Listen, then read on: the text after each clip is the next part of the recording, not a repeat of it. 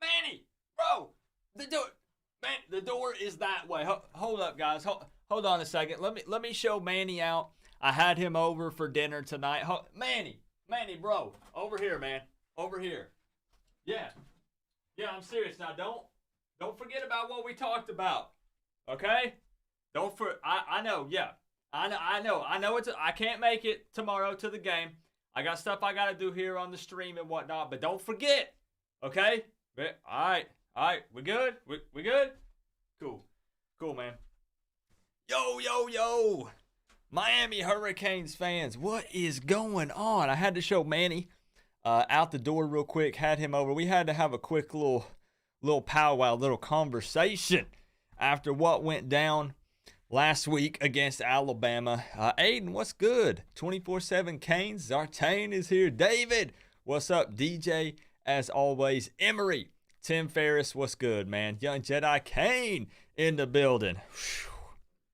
Man, we have a lot to talk about. A whole lot of things have happened this past week, right? But how you guys doing? Let me know first off before we get into stream. That is important. How you guys are feeling, how your week was outside of football. How's your dog? How's your cat? Your hamster? How they doing? They're family too, man. New glasses. Oh, yeah. All about the U83. Yeah. I've actually had these glasses for a couple months. The clear frames. And I just forget that I have them and wear the other ones. But I've actually got both. Very observant, by the way. I like that. What's up, Tona? What's good? How are you guys, though? For real. I'm not playing when I'm asking how you doing and people don't know. How are you doing? I won't start the stream. We'll do the intro again. I need to know how you guys are feeling. How you're doing? You're good, young Jedi Kane? Good deal, man. That's what I like to hear. So let's have a little conversation here, a little powwow before we get into this Miami versus App State preview, discussion, call-in show, whatever you want to call it. We got to talk about Miami versus Alabama, and we need to vent for a minute and let everyone get it out of their system. I realize that people say it's time to move on. I myself am saying it's time to move on, but we have not had a live stream about it here on this channel. I did the live react right after the game.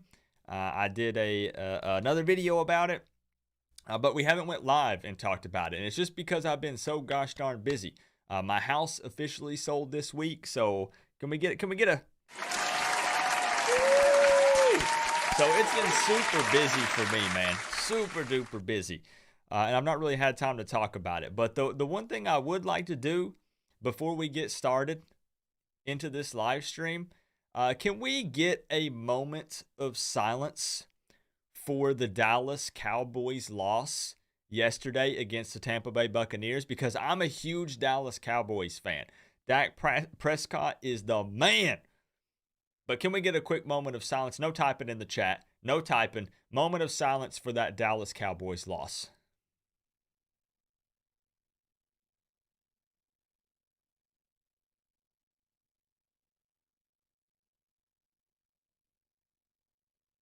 Thank you. Thank you, everyone. I know there's tons of Cowboys fans in here, man. This is what it takes. F Tom Brady, man.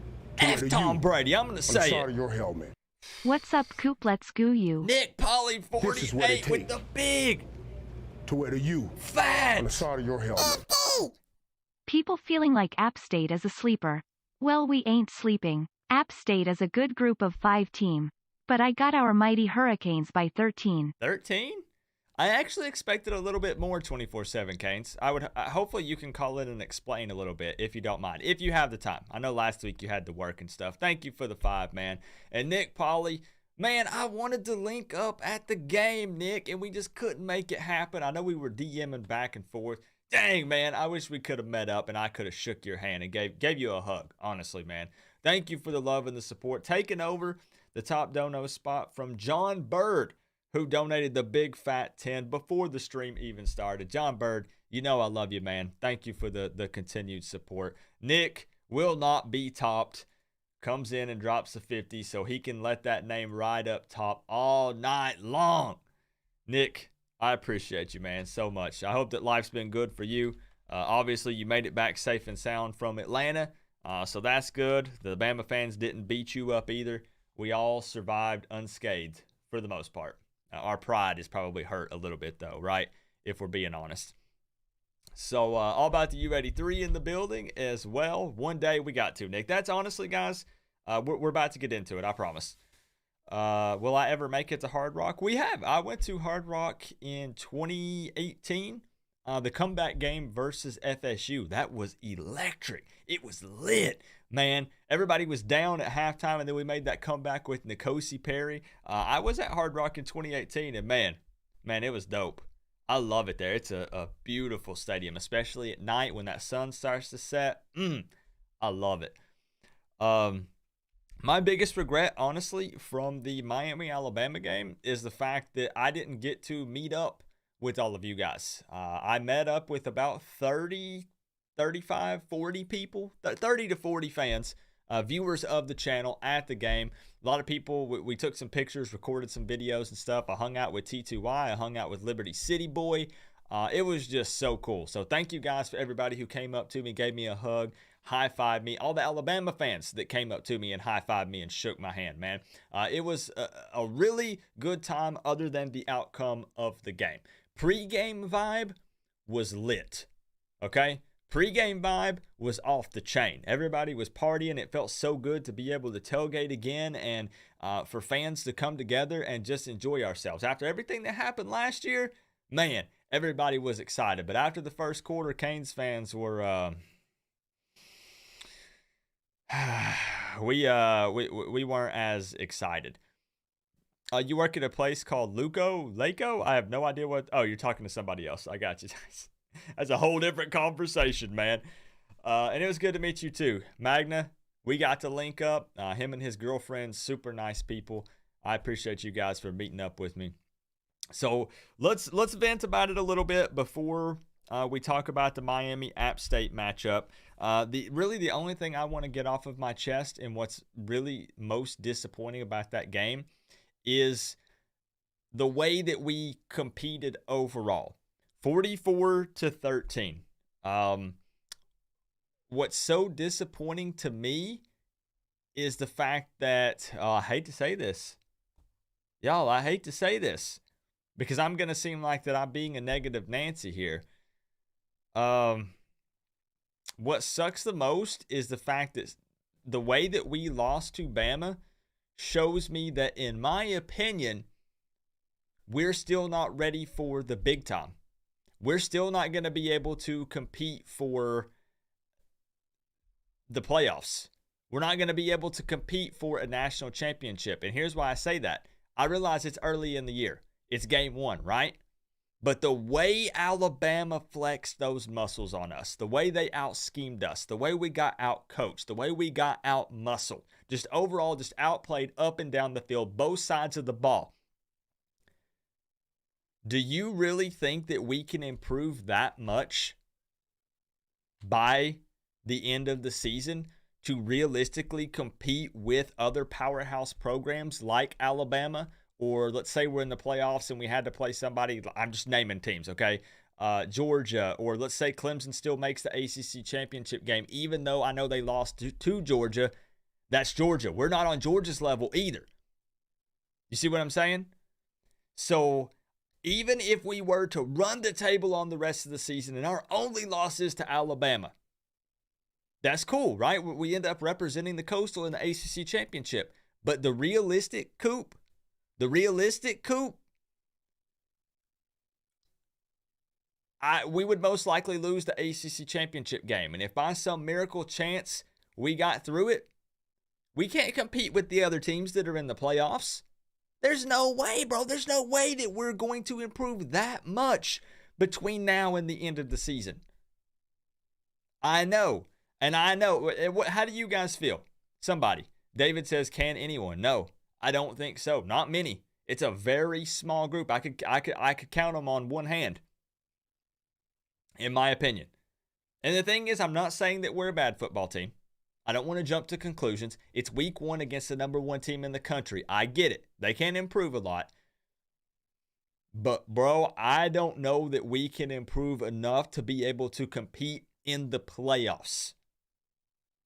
That's the big boys. The end goal, I really think, is, of course, always a national championship. That's what you're going for, natty or bust, right? But I think that I've got to see us just hopefully at least compete for the ACC at this point. Nick 305 Canes, what's up? Exactly, 24/7 Canes. Exactly. Compete for the ACC. I want to represent the Coastal, and I want to make that ACC championship game competitive. I'm pulling for a national championship, but if we're talking realistic and setting our pride aside, that would be a win. Is if we could represent the Coastal, go to the ACC championship game, and make it competitive. I hate to sound negative.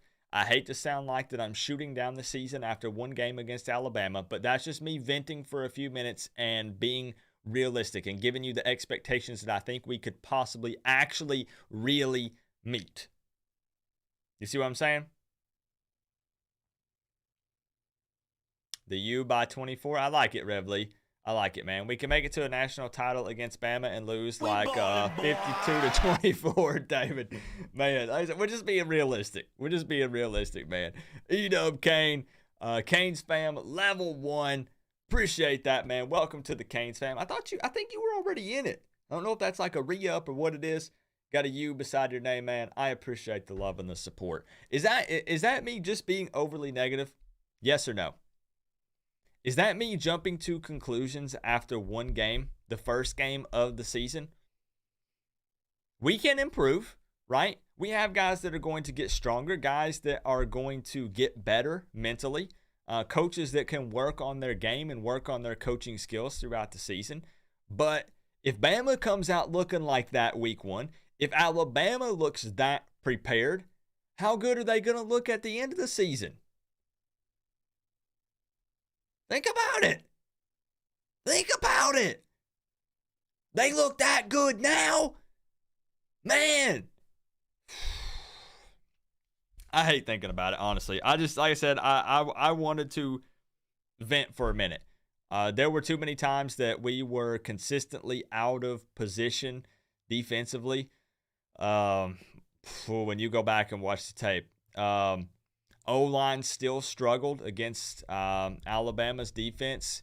King regularly did not have enough time. There were times, if you go back and watch it and slow the game down, there were so many times that, because everybody's on Rhett Lashley. I was pretty upset too because he really kept trying to set up the run in the first quarter and it just wasn't happening. I felt like it was a little timid and conservative, mostly in the first half of the ball game, especially in the first quarter. But there were times when you go back and watch the tape when there were guys that were open. There were some plays that were drawn up that were really good plays. But De'Aaron King did not have enough time in the pocket to make the throw. Or when the throw was there, it was pressured, right? So there were some play calls offensively that I did like what I saw. But when you just watch it real quickly, right, on the televised version or at the game and you no replay, you don't slow it down, you just see incomplete pass, you just see a sack, and you don't really survey and look at the entire field. You see what I'm saying? Rhett Lashley can definitely improve, for sure. But I'm just saying, Zoe sent you here. A1 Otero, appreciate the love, man, coming over here. Good guy, really good guy. I didn't get to link up with Zoe at the game. So I don't really know what happened with that. There were so many people I wanted to meet up with, but we just didn't get the opportunity. Coop, is Manny out if you guys go 8-4 or 7-5? No, I do not think so, Nick Jones. We've had this conversation before about if Manny Diaz is on the hot seat currently or what it would take for him to be on the hot seat. Man, it would have to be worse than 7-5, I think, personally.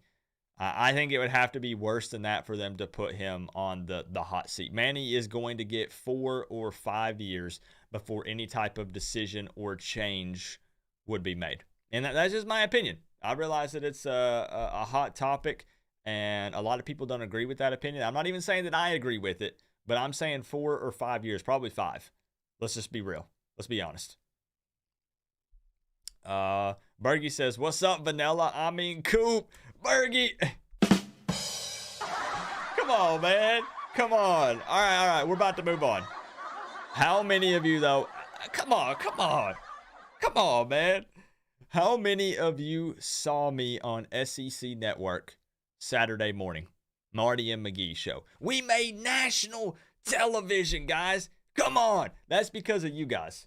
Seriously. You guys shared that diss track. You guys liked it. Even if you commented on it and you thought it was dumb or stupid or cheesy, or you made fun of me and called me Vanilla Ice or whatever, it doesn't matter. When you're in this type of profession, when you're an online entertainer, an influencer, a content creator, you can't put a price on national exposure like that on a big stage. So whether good or bad, I will take that publicity, bro. We were just having a good time, enjoying ourselves. Did it backfire a little bit on us because we lost? We took the L? Yeah, it did. They made a joke about the turnover chain. They called it the Dollar General turnover chain. They thought they compared me to Vanilla Ice. They asked why Rock Nation hadn't signed me yet. They were firing jokes, but we expected it. It was SEC Network. But man, to get on ESPN, to get on SEC Network, I will take it all day, man. You like that, Cyclone?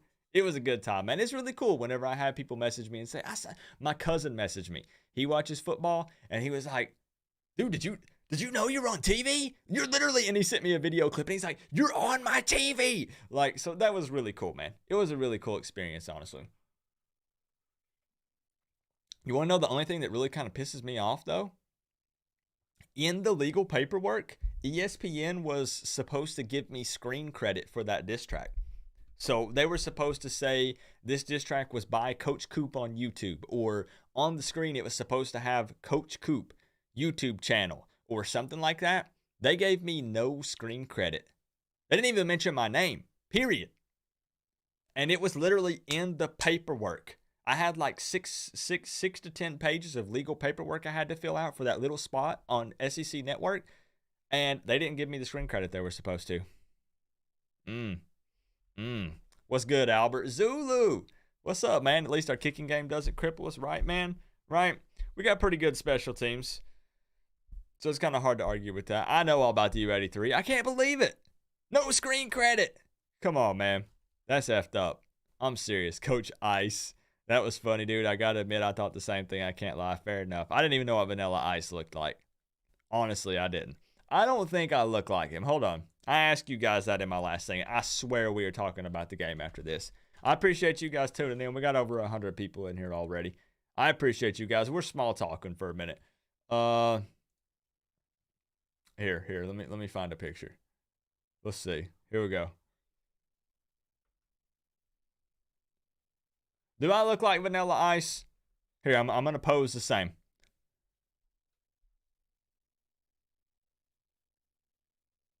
Give me a yes or no. I do not look like Vanilla Ice. Just because I'm wearing a flat bill hat and we have the same hair color and the same face.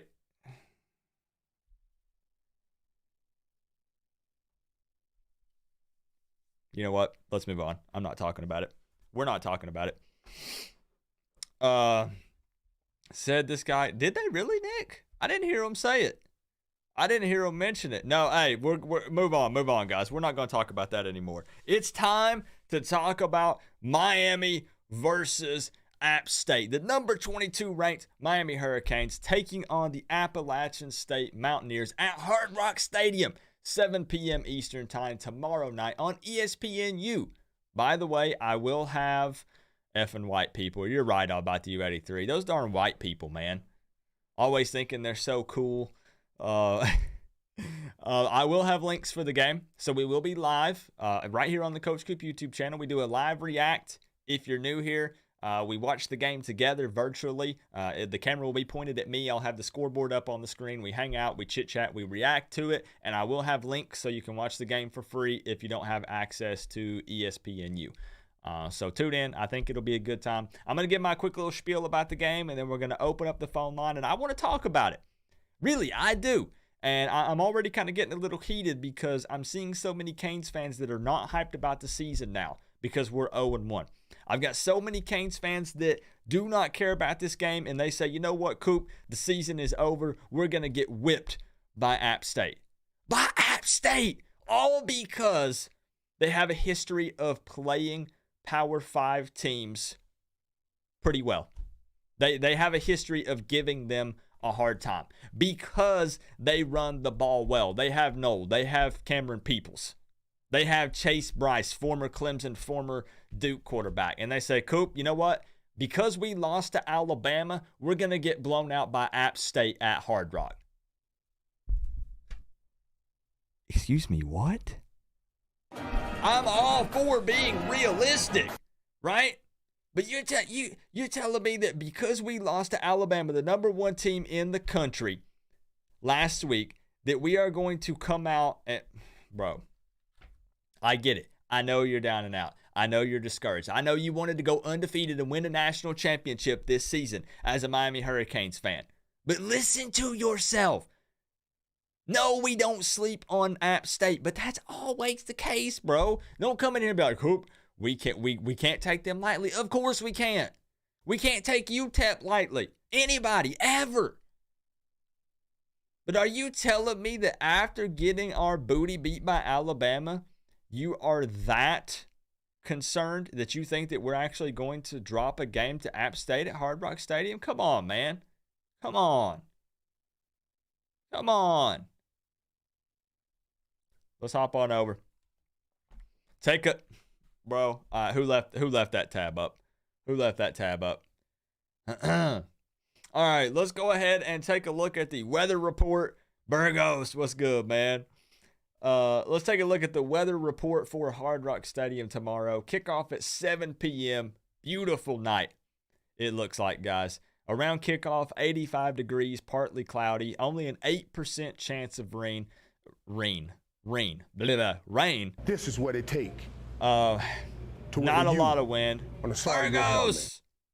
Burgos coming through with the big fat 20.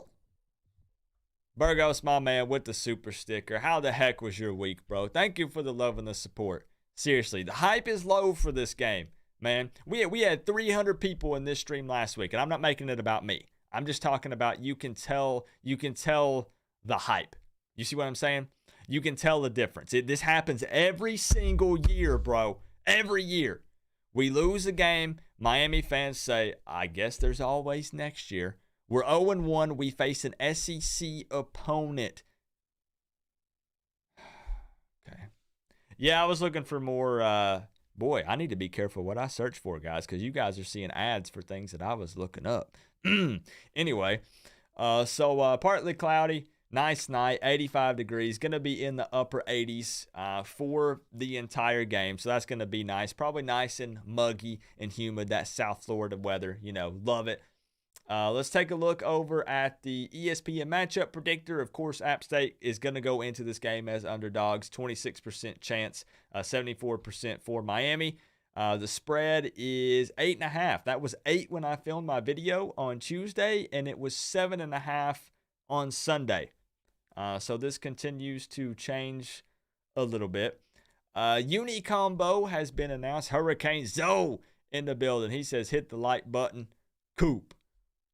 What's up, man? I appreciate you sending people over. I had a bunch of people, A1 Otero and some others, coming in saying that you sent them over. I appreciate you, man. I wish we could have linked up at the game.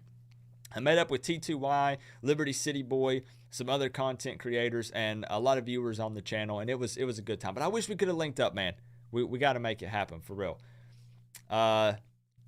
Green on green, how do you guys feel about that? I like it. I dig it. The white hats, green jerseys, green pants. I dig it. Another thing I noticed that I want to talk about that is really frustrating is everyone who rushes to the social media post and dogs Canes football that are Miami fans. I don't understand what part. Let's just go ahead and discuss something real quick. Do you realize that the social media team has nothing to do with I got to make this full screen. Do you realize that the social media team has nothing to do with the game plan for the game? Do you realize that the social media team does not have any type of influence on Manny Diaz or Rhett Lashley or Blake James. I realize that you're wanting to vent and you need somewhere to go. But dogging them and asking them why they continue to post, it's their job, bro. It's the social media team. It's their job to post. I mean, just look at some of these. I won't attend any game. That is all trash. Like what, bro? Should be worrying about App State.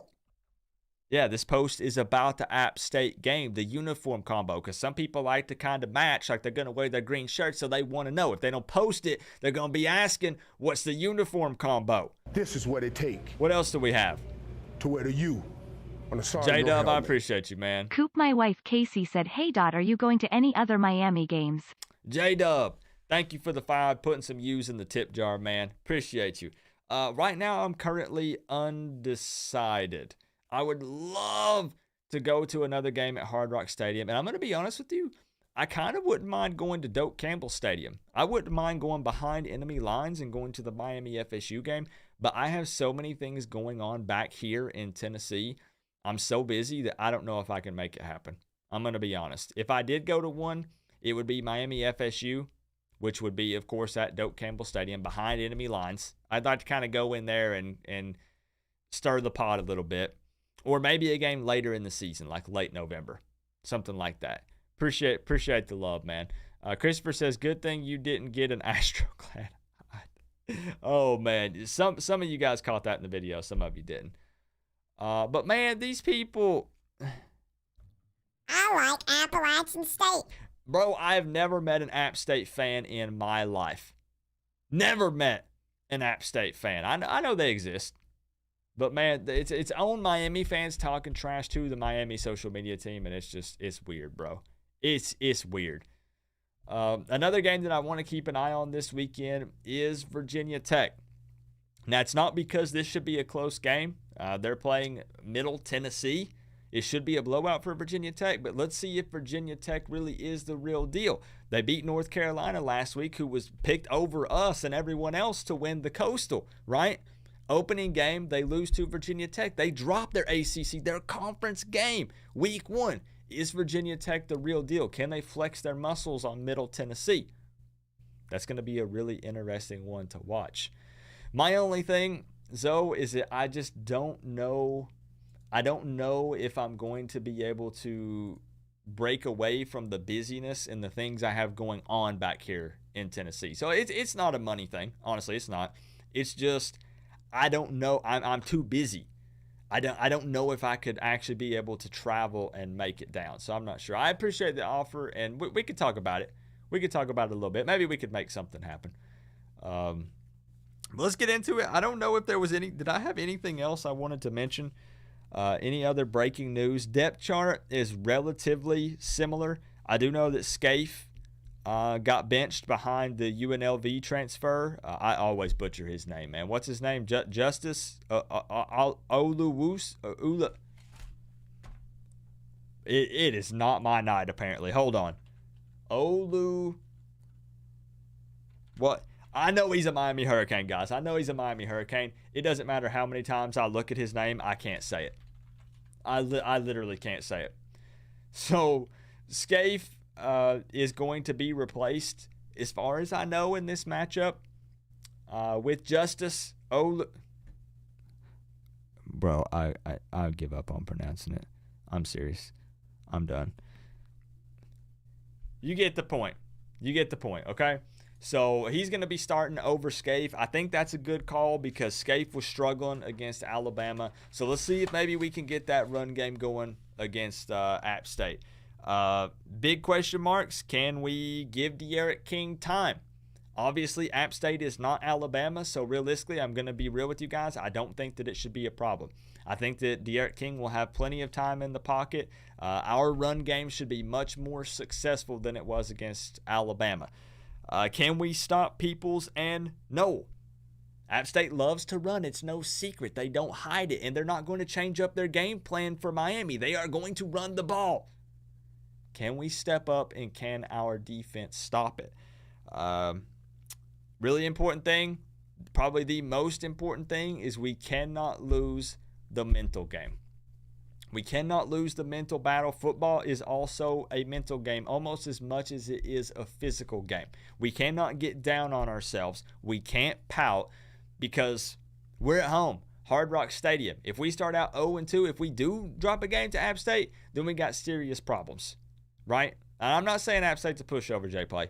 I'm not saying they're a pushover, but when you actually break it down, the athletic gap, the talent gap, should be enough that we flex our muscles on App State, especially in the second half of the ball game. Let's be real.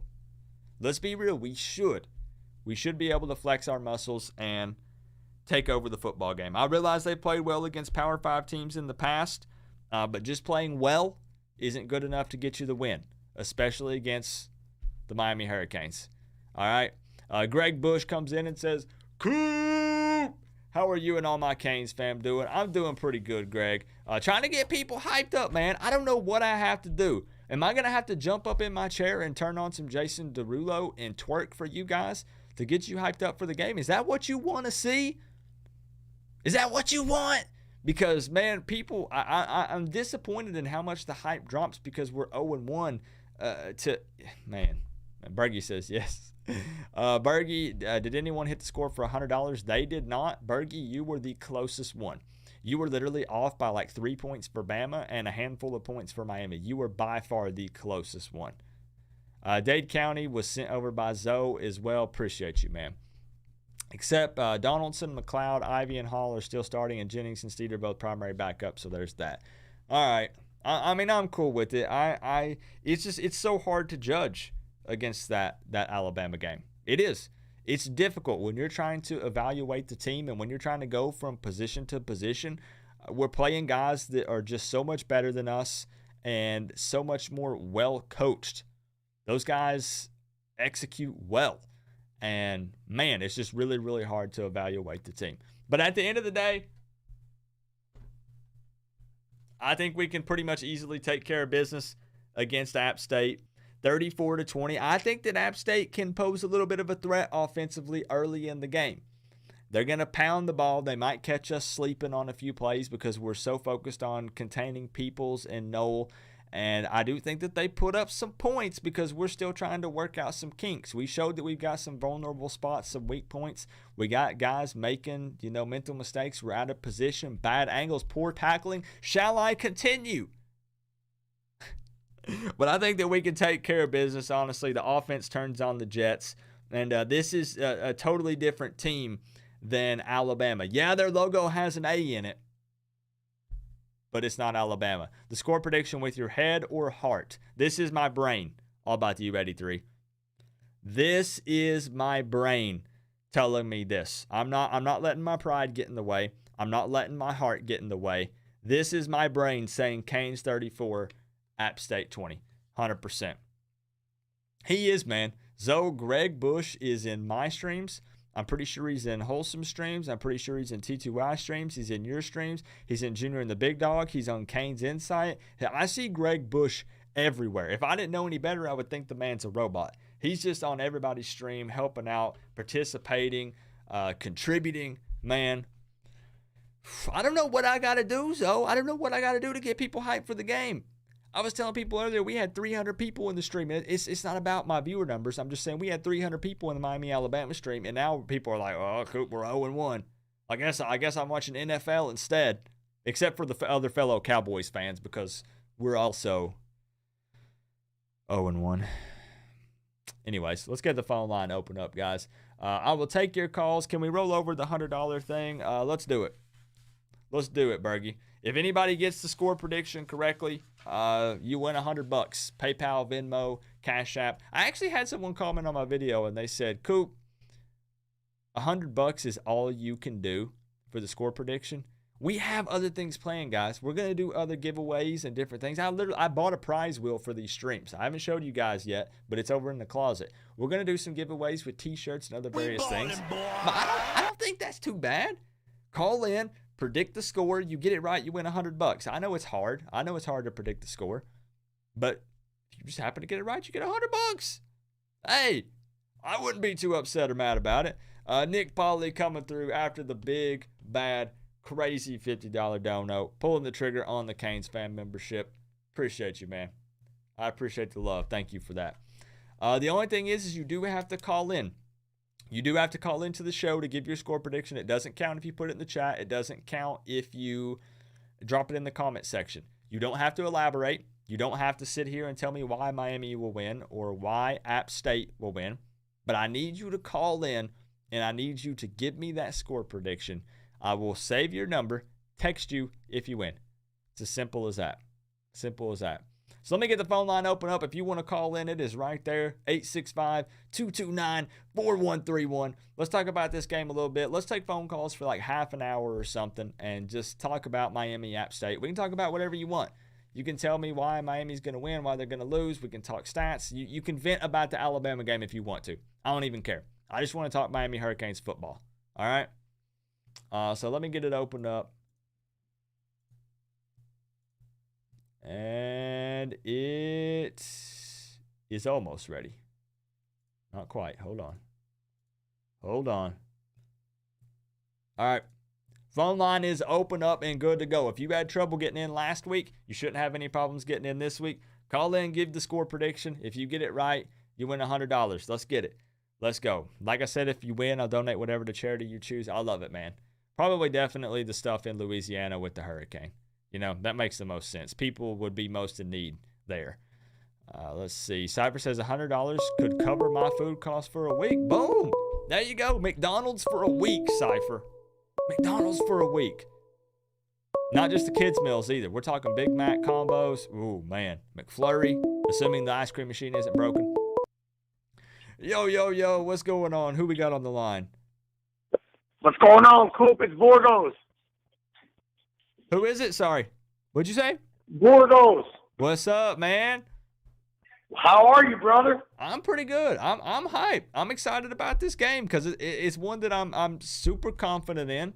It's at Hard Rock Stadium. It's a nighttime game, so you know the energy's going to be there. It's going to be lit. So I'm pumped for it. I'm excited. Listen, the whole fan base should be excited. We can't hang our heads. Well, last week we got to move past it. And right now, I think for Manny, it's a beneficial situation. The next 4 games at home, use the weapons that we have, showcase what we have, let King play to his strengths. I mean, I think it's a perfect scenario for us to get on a run, man. I mean, with the 4 games at home, playing a team like that, you can still rebound. It's a non-conference game. Mm-hmm. But I'll be honest with you, like I was telling Zoe, I was just on Zoe's show. Awesome. And I appreciate you having me on for the first time, too, long-time listener. But the only thing I really want to see that makes me feel better is aggression, family. Like, I want to see aggression. I want to see Manny holding Rhett accountable on the sideline. I want to see the line coming off the line and hitting people. You know, I want to see the receivers planting and cutting, you know? Yeah, and that was something that I saw that really kind of I know I keep saying the Alabama game is in the past, but obviously that's kind of the only film we have to go off of right now. So we're going to compare to that game and how a lot of the players performed. If you go back and watch a lot of those plays, I was disappointed in the blocking from a lot of our wide receivers. That definitely has to improve. There were times where we were getting some separation with Harley and Keyshawn Smith and Rambo, but a lot of their blocking and even some of the blocking, man, that I saw from Will Mallory, a lot of our guys were just getting bullied. And that definitely has to be better. And that contributed a lot to people are, kind of down in Cameron Harris and, him tap dancing in the backfield a little bit instead of making a cut and getting upfield. But there were a lot of times that there could have been a hole there on the outside, and our wide receivers just couldn't hold the block.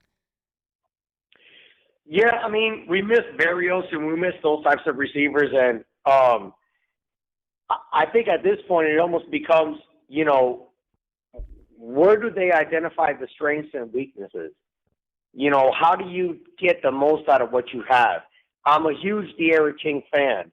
But at the same time, I also have to be a realistic football fan and tell you when you got 10 people in front of you that are over 6'3", over 295 pounds, This is what it I takes. think the ball has to be almost predetermined for him. Like with most quarterbacks that are that size, he has to be able to read Miami still has and determine, everything it hey, wants the ball ahead of has them to on come the out to schedule. here no matter what. Go Tigers, LSU. And I'm not saying that this is going to help us right now, but I think eventually as we transition to maybe somebody a little taller, that's a more pro-style offense, I don't know. I think that the Canes still got the shot this year. I mean, I'm telling you, with our weapons, I know that a lot of us hang our heads, but with what we got and the weapons that we have and what we have to play, I feel confident, man. I mean, do you feel confident we can meet Clemson? I'm not saying beat Clemson. Do you think we can get there? I think that okay.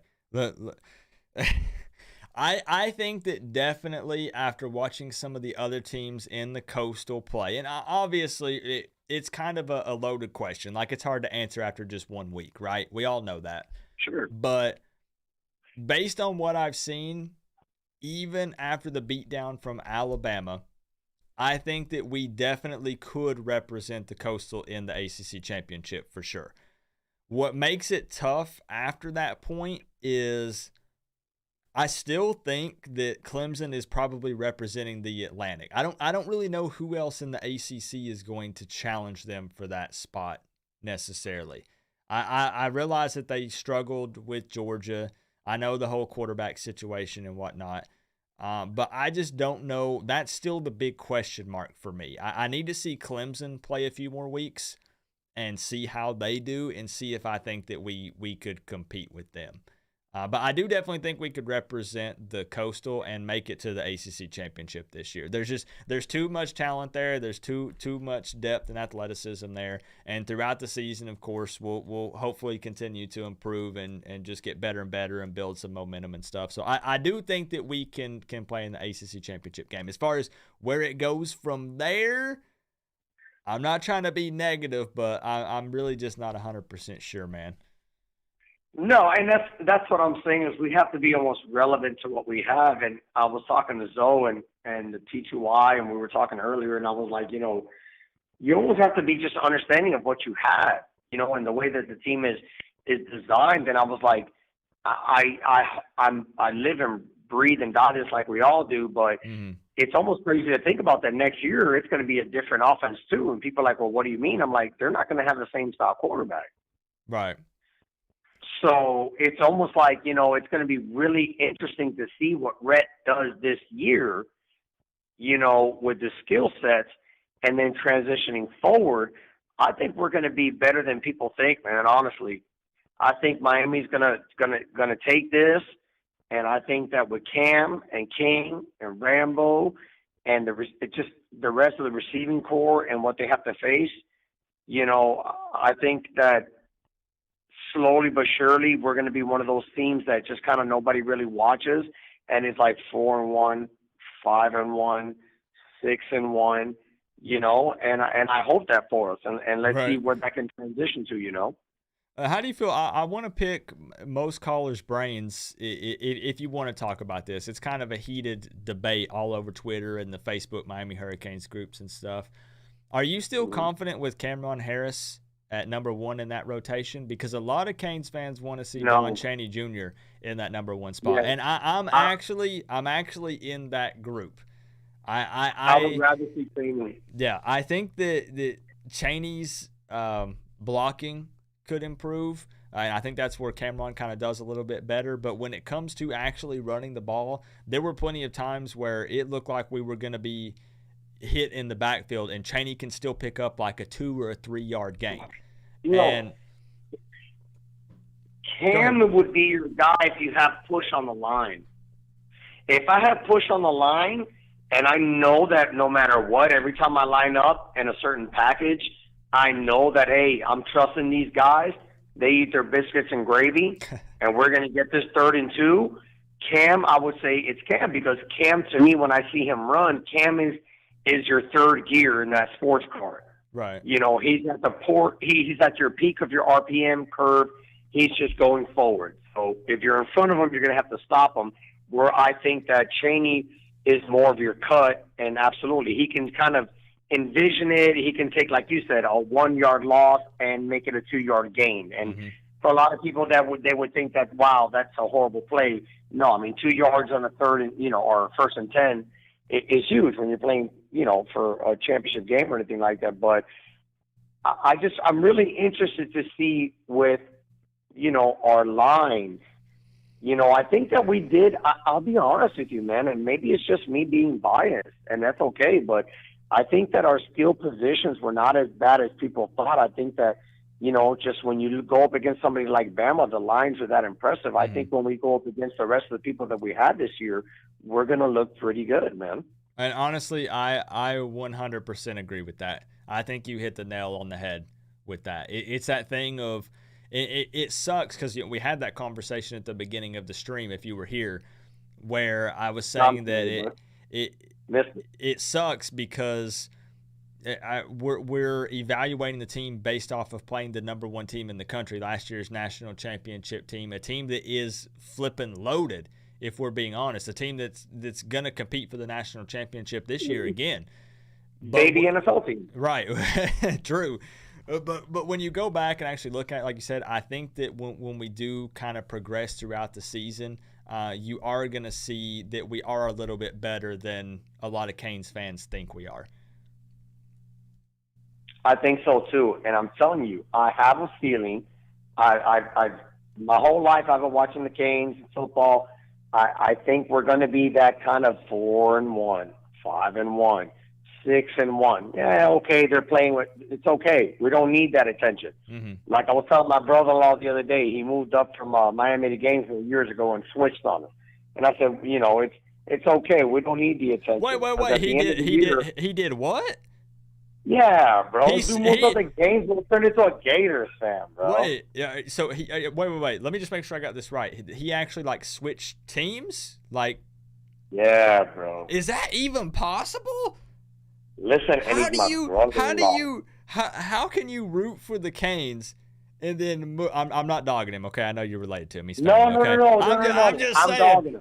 There ain't no way. There is. Yes. I've done some pranks on this channel and stuff. There is no way that I could go from being a Miami Hurricanes fan to a Florida Gators fan. I don't know how anyone could change teams, so to say. I don't understand that concept doesn't compute in my brain. When I look at him, it's like I'm on a Maury show, man. If that's my brother-in-law or not. They got to separate you at the family dinners and stuff. Yeah, you get out the car and you're just making a beeline for him, chest puffed out.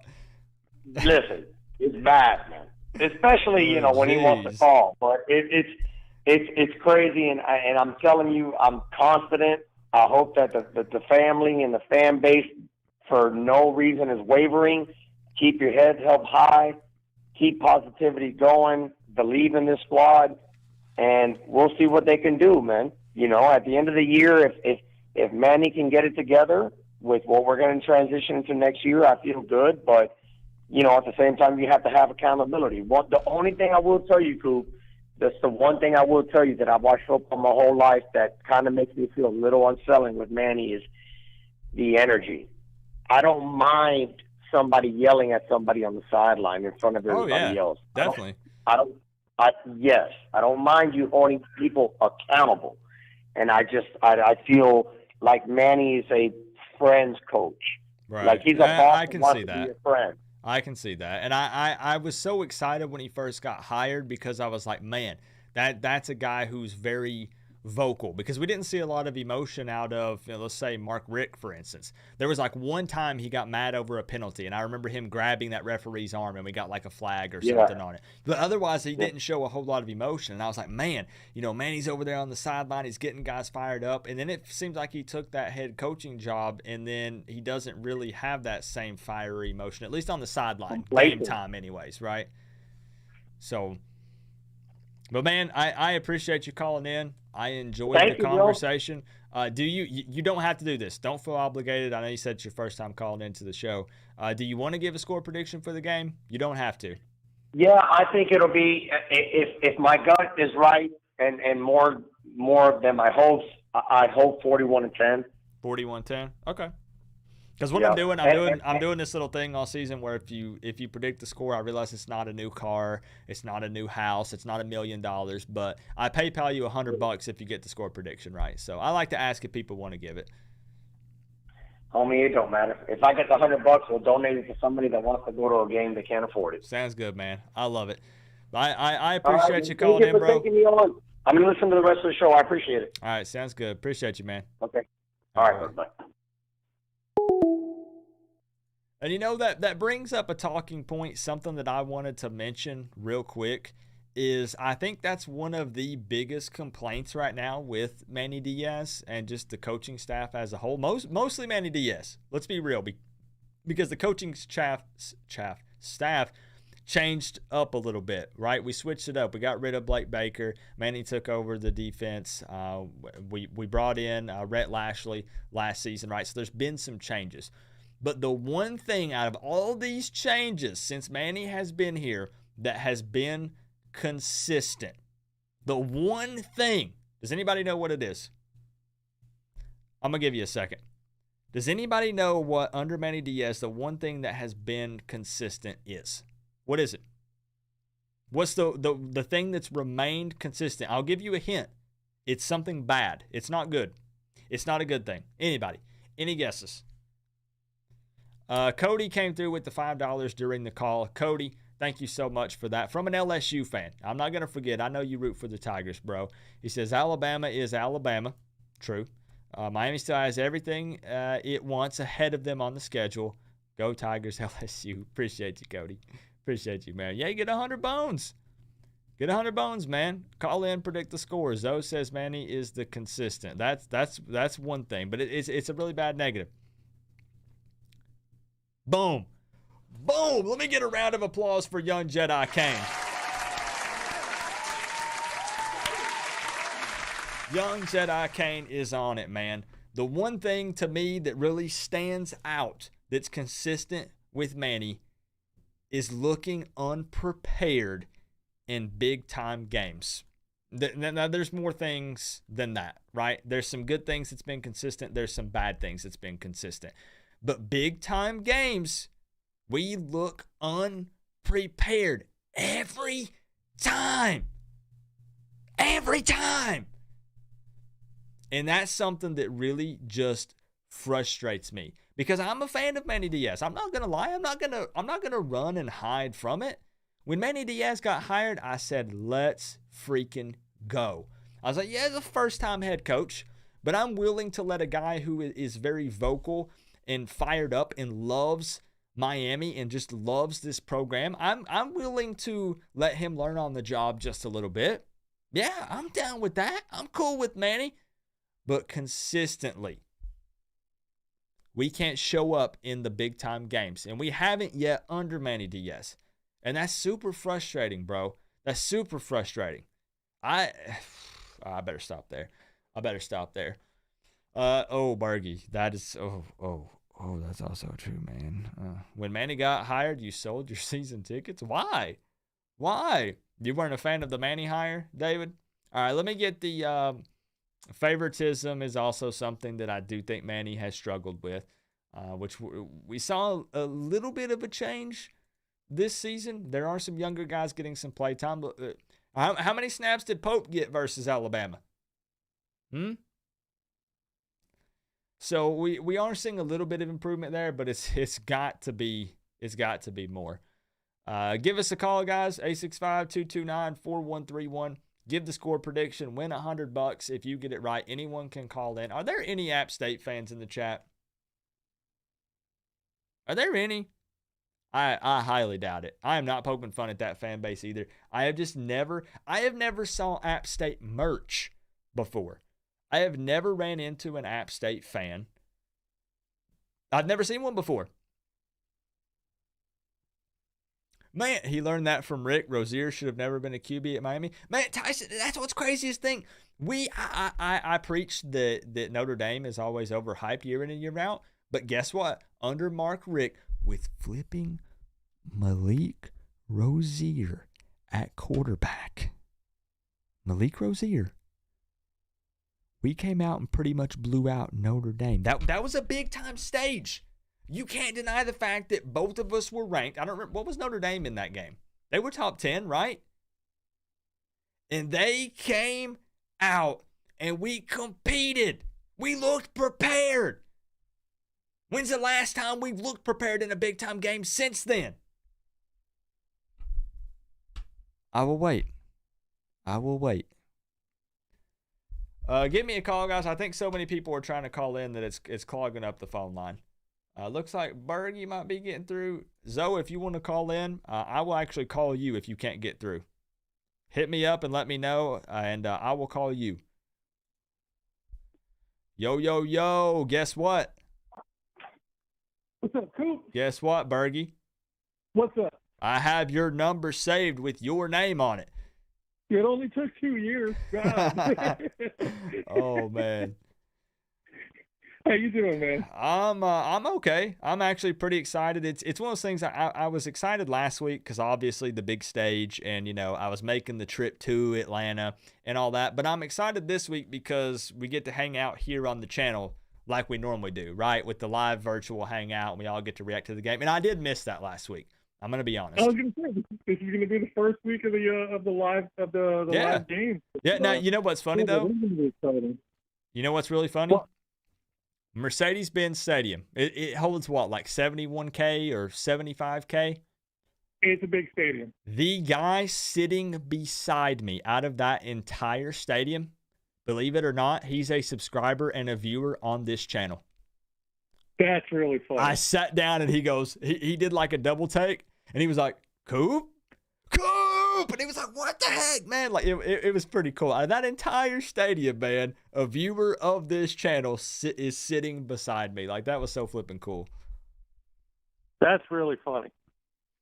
So you last week were I wish I still had that paper. I think I got rid of it, but you were actually really close. I'm talking, for people who missed last week's stream, Bergie predicted the Miami-Alabama score. You were off maybe by a combined like 5 to 7 points between both teams total. So you were very close. Yeah, I said 42-17. Oh yeah, that so you were very close. Yeah. So yeah, I don't know. Look, everybody, I don't want to sound like I'm insulting anybody, so I don't want to say this wrong, but just most reasonable people knew that that's kind of how the game was going to end up. So right. I threw something out there that I thought was reasonable, and I got close. You were I'm almost not right. proud of it. I got close.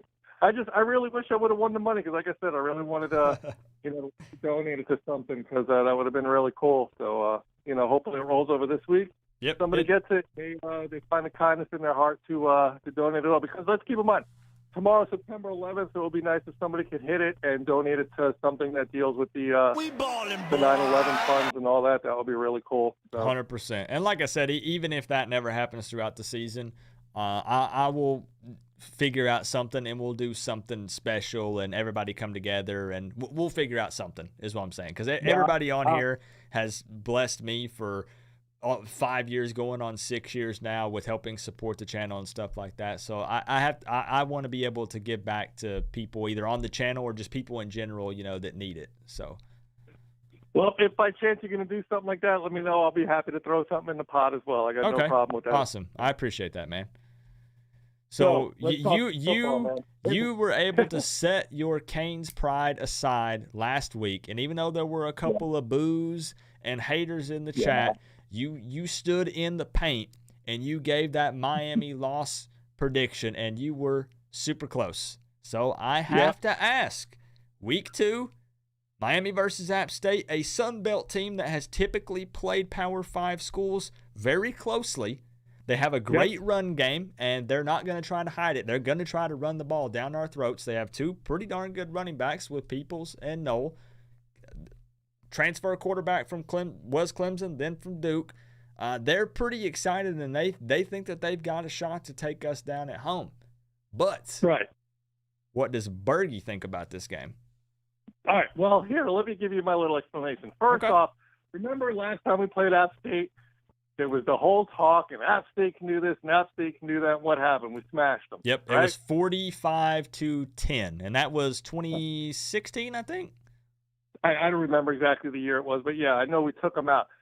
So App State, have you ever seen a team that's rode the high from beating somebody 15 years ago more than App State has rode beating Michigan? Okay, I can maybe name a few, but no, I App State definitely. They are riding that train for sure. Because that's what everybody seems to be hanging their hat on is, every time somebody talks about something positive with App State, they go back to Michigan. It was 15 years ago. Let it go already. Yep. Game's over. I'm seeing that, and I'm seeing that, Coop, they usually play big teams pretty well. They come up short, but they play pretty well. At least look at it. At least they play big teams pretty well, which is more than I can say for us lately. So I'll give them that. Fair. I was about to hit a little. I know you can't hear it on the stream, but I was gonna hit a little. But. Now the third part of it is that quarterback. That was what's his name? He was the guy that played for Duke last year that we smashed them 48-0, right? Right. Okay, so, right now I don't see that really being much of a game. Now, that doesn't necessarily mean it can't be a tight game. I just don't see it. I do see us winning. I do see us winning rather easily. My only problem with this, how do I want to put that? My only problem with all this is a depth chart that just came out. And the reason why I say that is because after what we saw last week, you're telling me the only guy that's getting moved is what's his name? Yeah, is Scaife getting replaced by Olajuwon, and that's it? Nobody else? Nobody else is getting switched up. Now, who is it? And this is because I actually can agree with you at several different positions. Is there any of them that personally stand out to you that you would have liked to have seen a guy come in and take over that number one spot that wasn't changed? Well, I'll do it like this. Me personally, I don't think Navon Donaldson should be on the field anymore, or at least for a while. I don't think Zach McLeod should be on the field anymore. I don't think DJ Ivey should be on the field anymore. I don't think Gervin Hall should be on the field anymore. And I certainly don't think that Bradley Jennings and Wayman Steed should be the primary backups at linebacker just give somebody else some time. Let Avery Huff get out there. Let Tyreek Austin Cave get out there. Move Chase Smith to linebacker if you have to. I don't care. Get some new blood out there. Let the young guys play. You want to build depth on your team, which is what we really don't have right now. Give the young guys a chance to get some burn and learn how to play D1 football. Amen. I agree 100%. And I'm liking this passion from Bergie. This is something you seem pretty heated about. Well, I've been mad all week. I mean, I got my buddy Eddie is in the chat right now. He knows me and him have been posting on State of the U for a long time now together, and he knows that I've been like way more negative than I've usually been, and I'm trying to break myself out of that spell because just last week off. But yeah, we got to do something. And here's my other hot take. You want to throw a hot take. Of all the things that I really think need to be done with this team, for me, the biggest thing that needs to be done is, okay, so Manny, first year, got rid of the offense. He knew he made a mistake with Enos, Mm-hmm. got rid of him. Last year, he knew he made a mistake. He got rid of Blake Baker. Mm-hmm. This year, and I don't want to say it's a mistake because I'm happy that the guy is better than the last guy we had, and I'm happy for what he's done. But this year, we need to replace David Feely. We need to move in a different direction with strength and conditioning to see how much slower, how much weaker, how much smaller we were than Alabama is kind of depressing after 3 years of this guy being here. And that is definitely a hot take. What do you guys think? I'm not trying to throw you on the hot seat here and put the spotlight on you, but if you can take it, I would like to see the chat's reaction to that as well. Because a lot of people are fans of Feely, right? They have the Feely effect, as a lot of people call it, and they have the before they got to Miami, like the transfers like Jalen Phillips and some of these other guys here, after they've been in the program with Feely with the strength and conditioning, right? But you bring up a good point of when being matched up against a team like Alabama, we got pushed all up and down the field. Yeah. Before they hired Feely, they were trying to make a play for Kurt Hester, who was at Louisiana Tech and is still at Louisiana Tech, who is regarded as one of the one of This is the what better it take. strength and conditioning gurus out there. And if To you wear to remember, you it was Louisiana on the Tech side of that your year that helmet. ended up beating us Keep 14-0 Ivy, in the Pope, whatever bowl Wiggins, it was that we lost Shafe, to them in. Hall, Jennings, and Steed Whatever, out of but the game. that guy is, I don't know. I think we should throw the house at him and try to get him back over here, because obviously we're not going to get the guys from Alabama. We know that, but we at least need to get people that think along those lines in the manners by which they do strength and conditioning. Now, yes, Alabama has a ton of money. They have a ton of resources, blah, blah, blah. I get it. But it still takes a person with a certain mindset in order to get the ball rolling in the right direction as far as how they do their exercises and such that makes the difference of what you're going to see on the field. And right now, I just don't see This that is with what it Steely. I take. mean, look, when you say there's a lot of people wear that to like you Steely and on the Steely side of effect your and all that, and helmet. I've said it myself 100 times over, that's fine. But are they doing Listen, it bro, really because it will be of hard to Steely recruit being up that front good, or trenches just against because teams he's like better than UGA, Gus Felder, who Bama, was here before? ATM. Your You know what I S&C mean? It's coach like we're can't happy fix that the guy was genetics. better than the last guy, but now it's like, well, maybe he's still not as good as we really want him to be, and that's kind of where I'm with it right now. I see what you're So saying. that's why I bring that up. And I think that's going to be people's biggest argument is kind of what Nick Polly is saying. And Cody came through with the 5. Appreciate you, Cody. We can't compare size against Alabama. They're huge players. I mean, I honestly, I see both sides of the argument, to be honest. Well, that's what I'm saying. Is that I'm not saying that you have to absolutely compare it. I'm just saying that it was just we're that far behind. And I don't think that after 3 years of somebody being here that if we're supposed to expect to compete at the upper echelons of D1 football, we should still be that far behind as far I see as what you're saying. what So, we look like on the field. what a lot of people are doing is directly comparing it to Alabama because that's the only team we played so far this season. But you're even talking outside of that game. You're talking about just in general from what you've seen. Yeah. I got you. I mean, remember what was it at the start of not this season, but the season before, when the pictures broke loose of what DJ Ivy looked like coming out of camp, that with him with all the veins, and then, oh my God, Right. DJ Ivy, and what happened? Nothing, right? The guy was just pedestrian as far as being a player goes. This year, more pictures came out. DJ Ivy looks good. This guy looks good. That guy looks good. And what happened?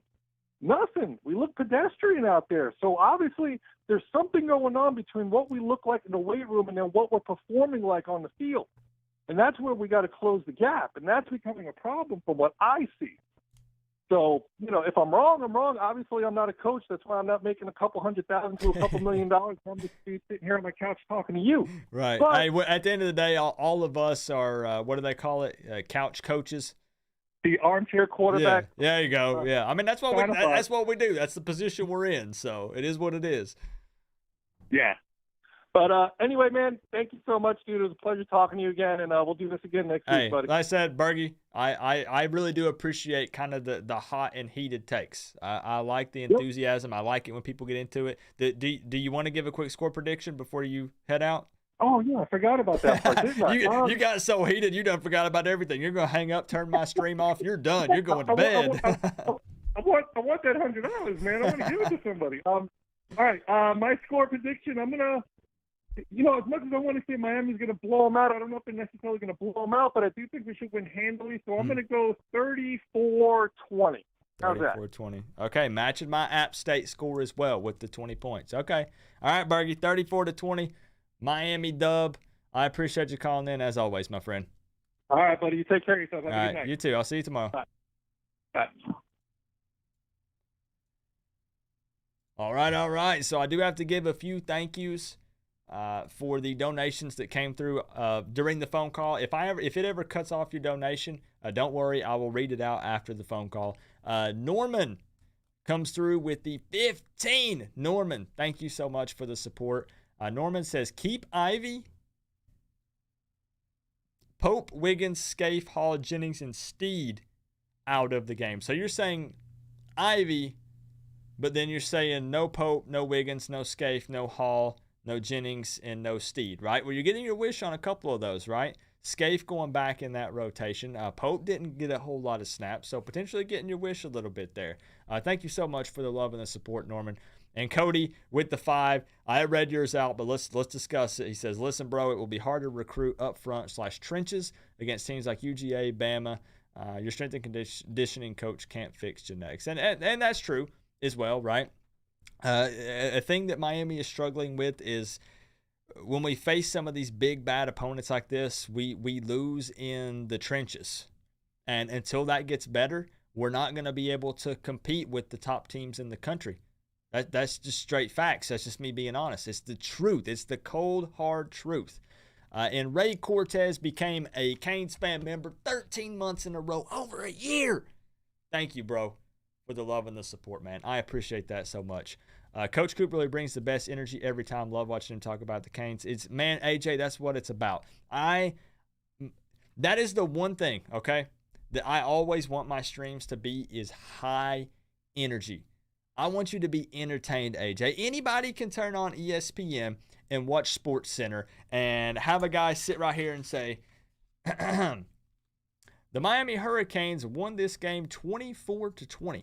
The stats were yada, yada, yada, blah, blah, blah, blah, blah, blah, blah, blah, blah, blah, blah, blah, blah, blah. Thank you. Have a good night. Now take a look at these high. Do you see what I'm saying? That was a really bad example and analogy. But anybody can sit back, read a teleprompter, and you just watch it. You get your stats, you get your news, whatever. That's not how we do it over here. It's high energy. We have fun. We enjoy ourselves. Eric Birch coming through with the 2. As always, the man never misses. He comes in. I'm going to let the robot lady read it out. I'm going to correct her, say it the way she should have said it. And then we're going to call up Zoe because he's waiting on the line. He mentioned something about matching the $100 prize for the score prediction, which would be really cool. To wear the U on the side of your helmet. Here we go, helmet. Eric. Here we go. Coop. Eric, how you been, my man? We need a new QB. Now, wait a minute, Kane Bound. This is another thing we need to talk about. Wait a minute. I do see a lot of people saying that they do not want D'Eriq King to be starting for the Miami Hurricanes anymore.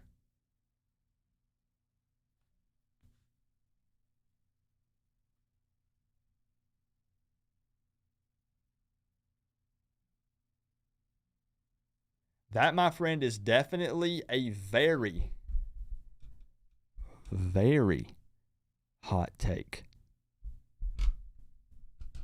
How do we feel about that? He's not the same one. He's not the only one to mention this. I have seen multiple Canes fans across all sorts of social media say, I want to see Jake Garcia.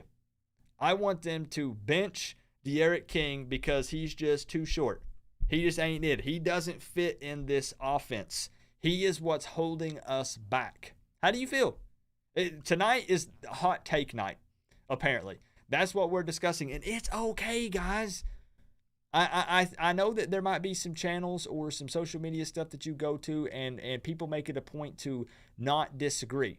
That's not how we do it around here. Everybody is allowed to have their opinion, their take, and they can openly express it, and we discuss it. And if someone comes at you heated, know that it is in love for the Miami Hurricanes. That's the best way, in my opinion, to put it, is that we have to respect each other's opinion, even if it's crazy talk, because we all just want to see the Miami Hurricanes win, and we all have our own idea of how the team could get there. At the end of the day, we're all just wanting Miami to win. We've got the same goal in mind. They want to see Jake Garcia. They want to see Jake Garcia. I think that actually is crazy. I think that Jake Garcia is the future of the program. Don't sleep on TVD, because he's a good quarterback. But they think that Jake Garcia is the future of the program, and they want him in right now. Right now. And I'm reading your messages. If you're letting me know how you feel about it, tell me. Tell me. Let's give Hurricane Zoe a call real quick. You guys already know who he is. Let's see if he answers. He's going to be like, oh, bro, it's Coop calling me. Alonzo said, it's Coop calling me. I'm ignoring this. Actually, I meant to block I meant to block his number last week, bro, and I forgot. No. Yeah. What's good, man? Oh, my. I got like 50.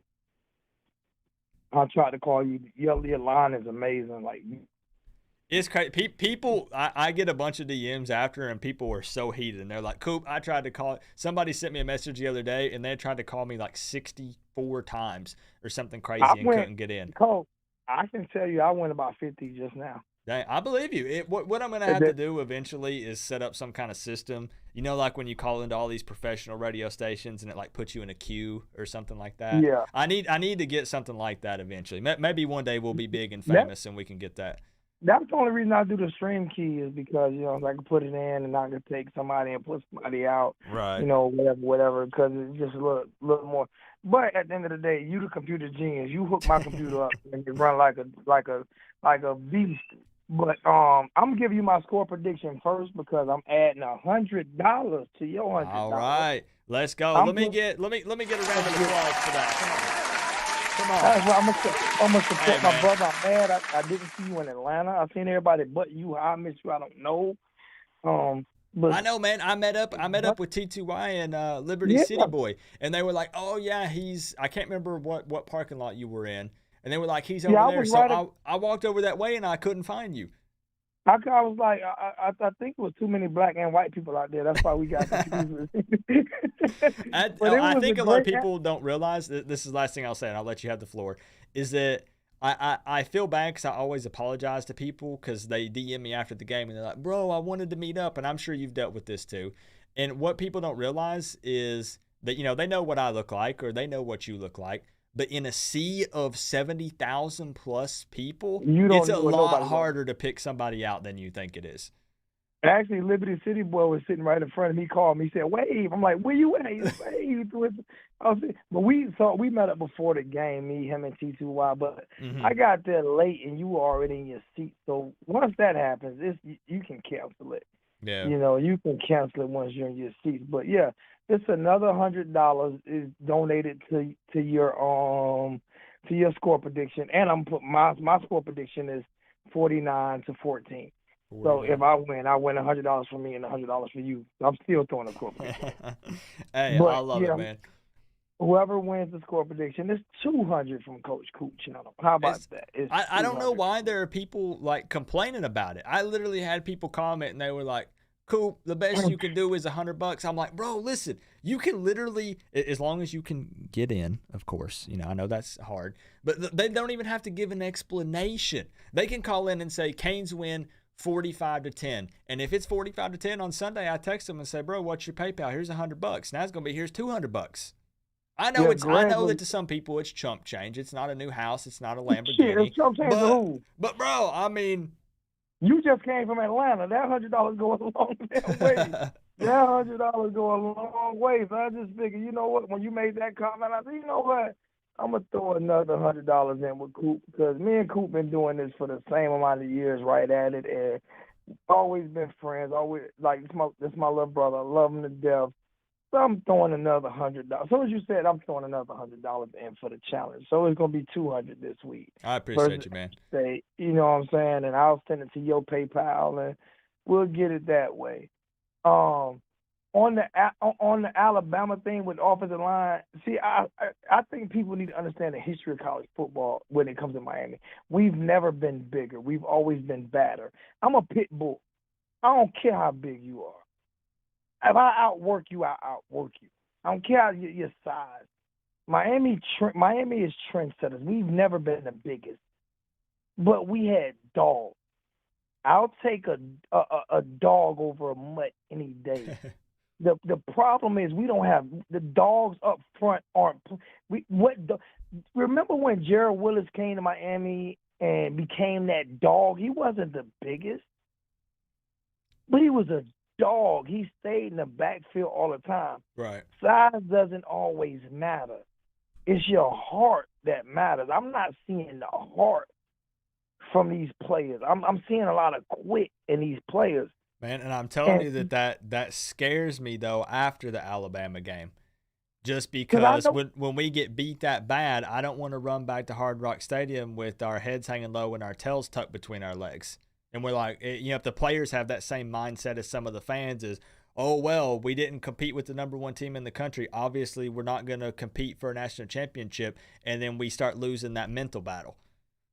Exactly. And I appreciate what you say on Zoe and Coop.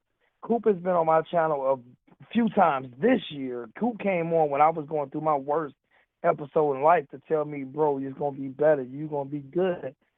and I've been on his show, but you know, he really looked out for me last year when I was going through a lot, and he was going through bad times. He's gonna Yeah, always be my brother. it's been a rough road, man. I am not gonna Yeah, lie. I'm not. we both been through my divorce and everything you went through, and we both been through some tough times, but we had each other back. Yeah, You know, look no at where matter we're at now, what. though, man. Look at where we're at Yeah, now. we grew, and we grew up together, and that's the funny thing about it is, like this YouTube family. I can go to everybody that started before us, but this YouTube live stuff, taking phone calls, we grew up together with this, and it was hard, it was tough, but we made it through. So the Miami Hurricane fan base got the best YouTube content in the world. Period. Yeah, and I have people all the time. It's why FSU fans hang out in here, Alabama fans, other because they said nobody does this stuff like all these Miami content creators do, and they wish that they had it, honestly. And that's not me, but that's not me boasting at all. I'm just seriously saying there are other fan bases who literally don't have like consistent content. It's just whatever ESPN puts out, whatever script they want to read out or read off of. They don't have people putting out, having call-in shows and letting people speak their mind and vent about, the previous game and stuff like that. And we do it in a different way too. You don't just get to vent; you get to say what you want to say. Right. It's different, but. When I say about size and stuff, I remember we ran the option out of college football. See, people don't remember that. We ran the option. Remember when Nebraska was dominating everybody because of their size and strength? Mm-hmm. Miami was small. We moved cornerbacks to safety. Safeties and linebackers and defensive line. And we ran the option out of football because we were dogs. But see, we were hungry.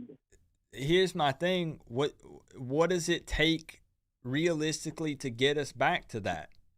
Another dog. It takes a dog as a head coach. It doesn't take, and I'm a Manny Diaz fan, but Manny's a puppy. Dog right now. He's a puppy. He played politics too much. He's like his father too much. And I'm a Manny Diaz fan. But in order to gain that respect from these players, you have to be in the trenches with these players. You have to be there and say, I believe in you.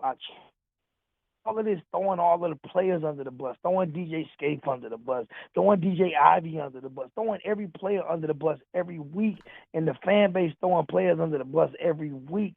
That's what's not gonna get it.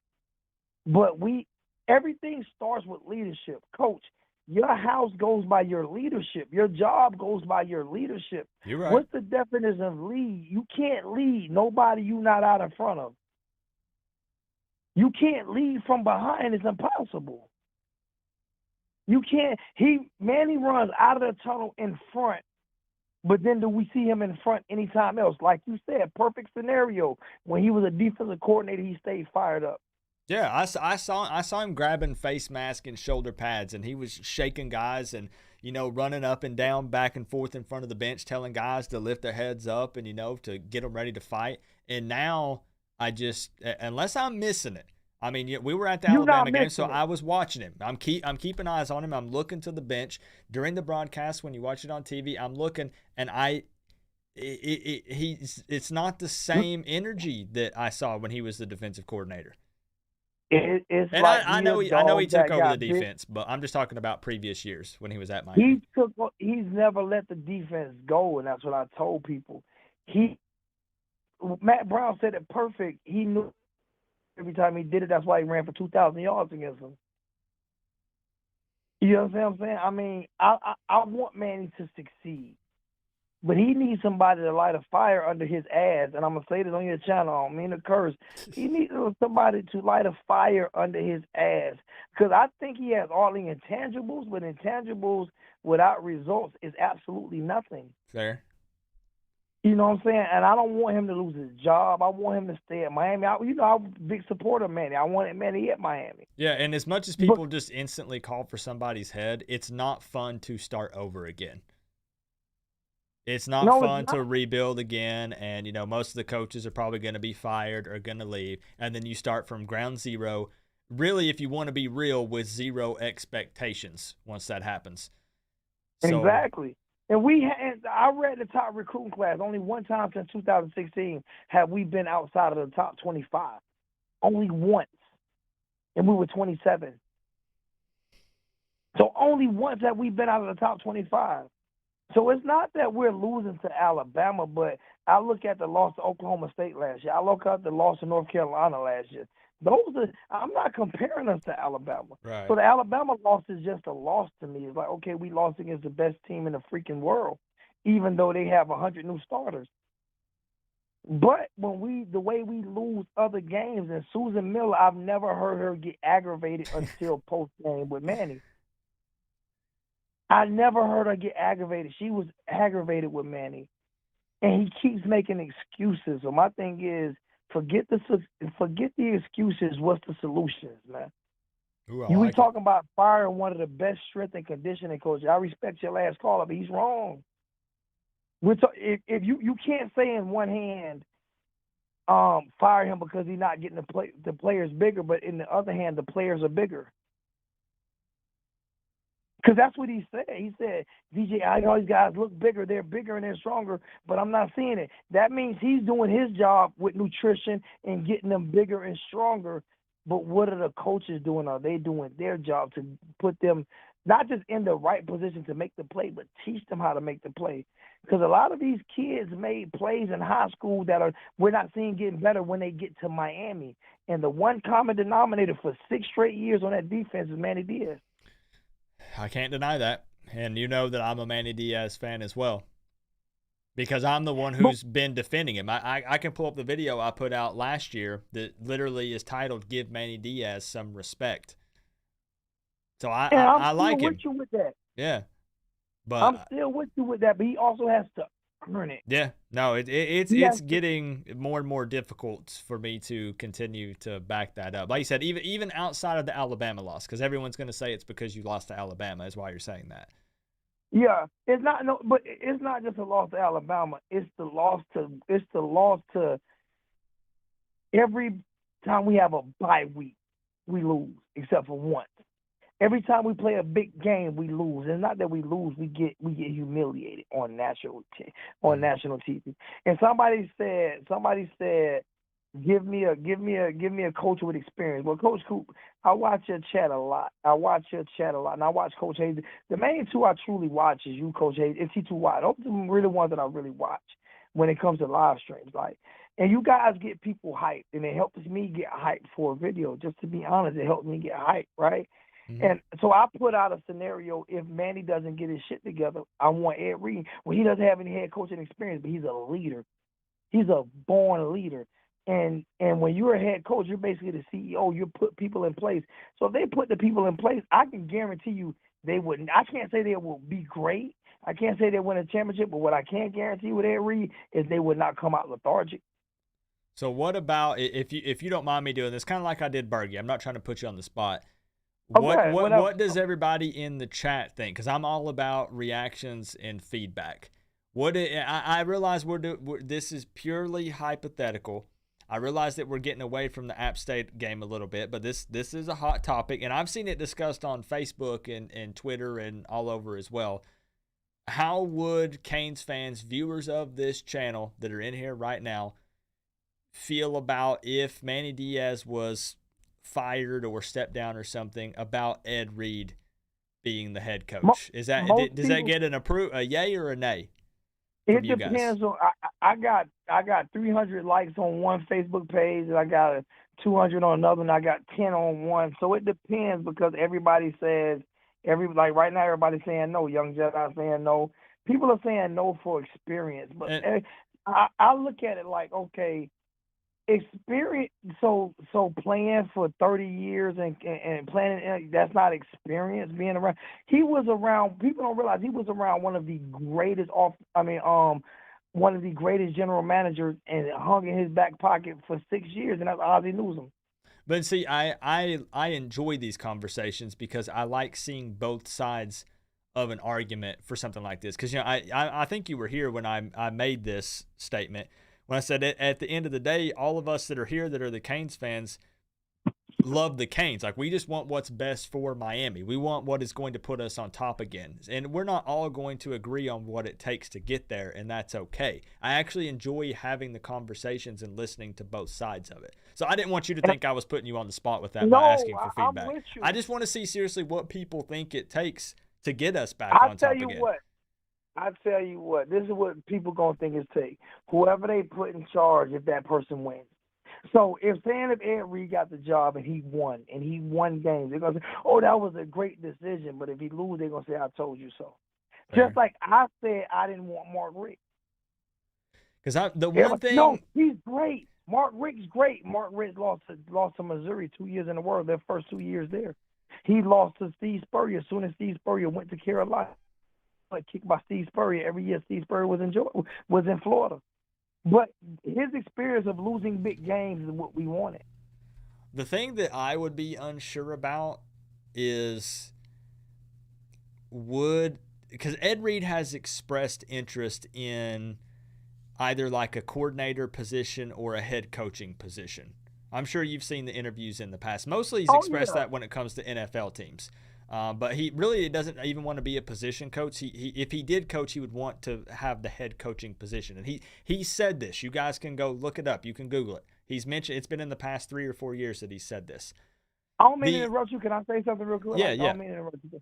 All right. So I'm not pushing for him right now. I'm pushing for Diaz to succeed. Right. Right. And we're just doing hypothetical. So. All right. Answer this question. If they put the right offensive coordinator and the right defensive coordinator, and they hire the right people around him, do you think a team would come out lethargic with him as a coach? With him leading the ship, do you think they would come out lethargic? Not ready to play? I think you would be scared to show up at practice the next day if you did. That's all I'm saying. Like, you don't have to be. I'm not wanting him to call plays, because if you're saying that, I'm telling you, if you're telling me he's a play caller, I'm saying no. I'm saying no. I don't want him as a play caller. Right. But I see what you're saying. I want him a leader of men. I'm saying yes, because Manny Diaz was a play caller last year and blamed Blake Baker. So your argument, I'm just making sure I've got it right. For the people who are saying no experience, is he can come in and be in that head position and lead these players, and then surround himself with a coaching staff that can get it done at each of their individual position groups. And he's kind of the head honcho that everyone reports to, and he gets everybody hyped up and he lights a fire under everybody's butt. Yeah, right. Everybody remember Phil Jackson. Nobody remembers the creator of the triangle offense, who was Tex Winter. Nobody remembers Tex Winter. Everybody remembers Phil Jackson. But Tex Winter created that offense, but he couldn't get people to play for him the way Phil could. Phil didn't call no play. Phil played in everybody's mind. Because Bill Belichick is the architect behind Bill Parcells. My thing is I don't know. Man, see, I don't know this because I haven't talked to him personally. Obviously, I don't know if it were offered to him though. Maybe he would take it. I don't know, because here's my thing. Everyone, when they talk about Ed Reed at Miami, it's, the great Ed Reed. They talk about all these things he did at the University of Miami during his time here, and it carried over to greatness in the NFL. But is he willing to, this is still just all hypothetical, but these are fun conversations. Is he willing to take a chance at taking over the program and being the head coach, knowing that a lot of people remember you for the last thing you did? So what if he did take over Miami, is unsuccessful, and then everyone only remembers him for that? Instead of it being the great Ed Reed at the University of Miami, they say that's the guy who took over the Miami football program and drove it into the ground. The only way you could say that is if he was taking over the Alabama football program after Nick Saban. Because as great as Dabo Swinney is as a coach, he played for Alabama. He's from Alabama. He don't want to take the job at Alabama when Nick Saban retires. He want to replace the man who replaced Nick Saban. Who is Ed Reed replacing? Who is he replacing? If he's replacing Nick Saban, yes. if he replacing Manny Diaz has been fired 12 times. I mean, I think he'd take the job for free so we can get better talent. So we can get better talented coaches. I'm just like, sometimes you have to surround yourself. You are nowhere near as good as the people that you surround yourself around. You're nowhere near as good as the people that you surround yourself around. And I'm not just advocating. Listen, I want Manny to succeed. No, and I know I don't want anyone in the chat to take it the wrong way. I promise you, I see exactly like where you're going with the conversation. You're not saying fire Manny. You're not saying we need to bring in Ed Reed right now. It's all just a hypothetical, and we're just having a conversation about it, basically. Like a what if, just Bergie, for fun. Can I kill Bergie real quick? Like, Bergie, Hey, you guys can go back and forth. It's cool. I'm going to kill Bergie real. I'm going to shut you down, Bergie. Let me explain something to you about what happened with Randy Shannon, Bergie, because obviously you're not from Miami. Once Randy Shannon got that class from Miami Northwestern with Ja'Cory Harris and all those guys, he basically told the rest of the Miami high schools to kiss his butt and they come see him. He don't have to go see them because he had the #1 recruiting class in the country. Also, he fought the Nevin Shapiro thing where he was trying to kick Nevin off of campus. So he was actually trying to get Nevin Shapiro off of campus, but what hurt him was after he got the class from Miami Northwestern, which was the #1 recruiting class in the nation, the best recruiting class Miami ever got, he thought he was bigger than Miami high school football. So that's what happened to him, Bergie. Not just that, he was never considered a Miami great. If you want to consider a coach that was considered a Miami great, it would have been Art Kehoe. Bergie. So when you talk football, please know what you're talking when you're talking to me. Because Art Kehoe was a Miami great, and I've talked to him on the phone a few times, and I have a couple of pictures with him. So to me, Art Kehoe should have got that job over Randy Shannon. If you want to be honest, like But let's go ahead. At the end of the day, you know how it is over here. Everybody has their opinion, so I encourage everyone to speak. And the same thing even here. I hope that you would even be willing to say that even though you disagree, it's still Bergie's a Canes fan. You're a Canes fan. It's not in a like we're just having a conversation about it. Right. It's not disrespectful at all. But I'm just letting him know what happened with Randy at Miami. I'm just letting him know what happened with Randy. I'm not from South Carolina. I live here because of my job. I'm actually from New York, and my grandfather went to the University of Miami, and my whole family's Jamaican, and they all stay in Miami Gardens. And I'm in Miami all the time. Ask Coach Coop, ask anybody. They see me there all the time. So my grandfather went to UM. My uncle worked for the Orange Bowl and worked for when they built when it wasn't Sun Life. What was it before Sun Life? Whatever it was before Sun Life. So my whole family's based out. My whole father's side of my family's based out of that area. So I'm not from South Carolina. People actually move places for jobs. My wife retired at Shaw Air Force Base, and we just stayed here. So I'm not from South Carolina. I'm a diehard Hurricane fan, Jerome Brown type fan. So that's not what it is. What it is, my brother, is that when we talk about football and we talk about yes, I am in South Carolina right now. I love it. Just like Coach Coop is in Tennessee, and he loves it. I would not leave South Carolina. It's affordable. I don't have to worry about fighting all the traffic that's in Miami. And when I was in Atlanta last week, oh my God, did you see that traffic, Coach Coop? Somehow, through a Christmas miracle, I avoided all of it. I kid you not. I did not have to stop one stinking time once I hit Atlanta going in or going out. I have no idea what happened. Oh no, I'm not kicking. That's what we just said.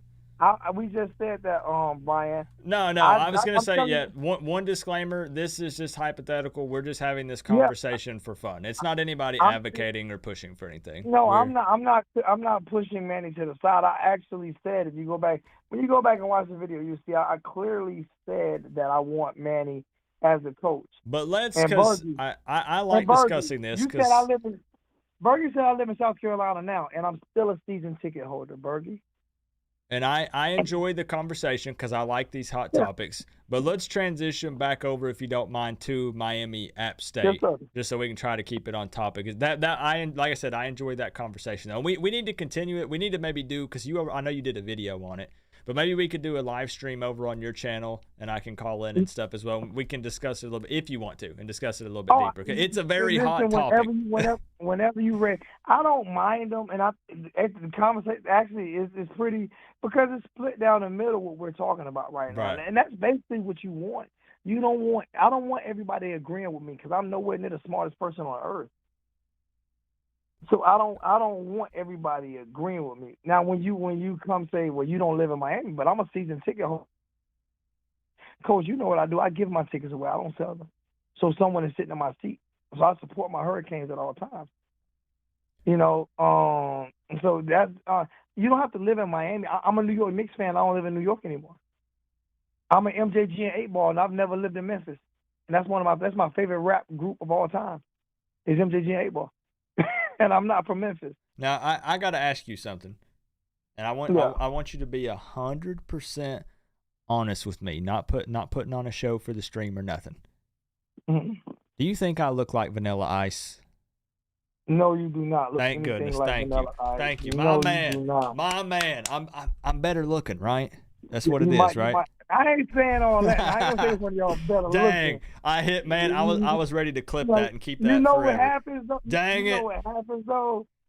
I don't want to battle you in a rap battle, because you actually think about what you're going to say before you say it. Listen, So I wrote that Alabama diss track in about 20 minutes. You're not about to Eminem me.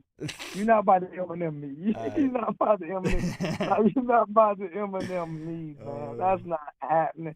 I think we're a better duo than what they got down at Canes at All Access. Joseph Yackey and oh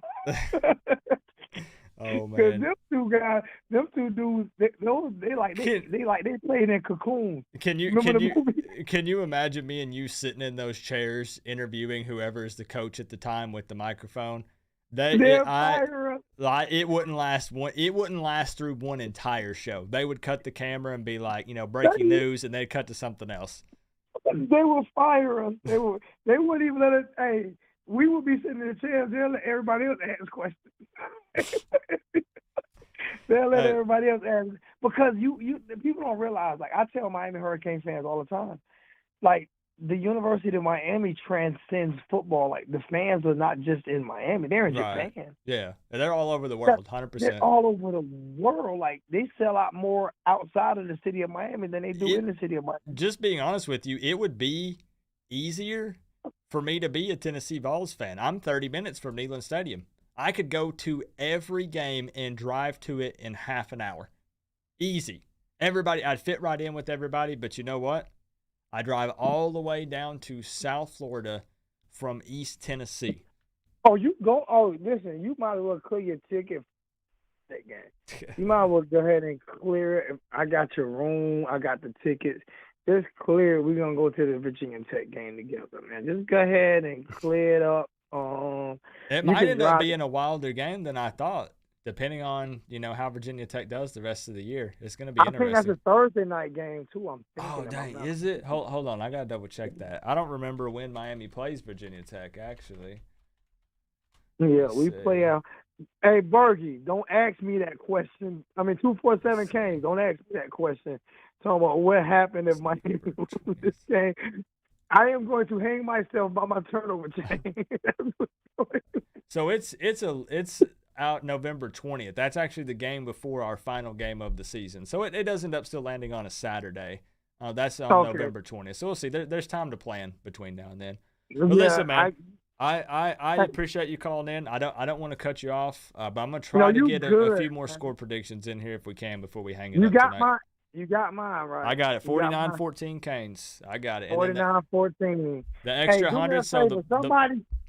Go ahead. Somebody hit this 100. Somebody hit this 100 on this game. If not, my 100.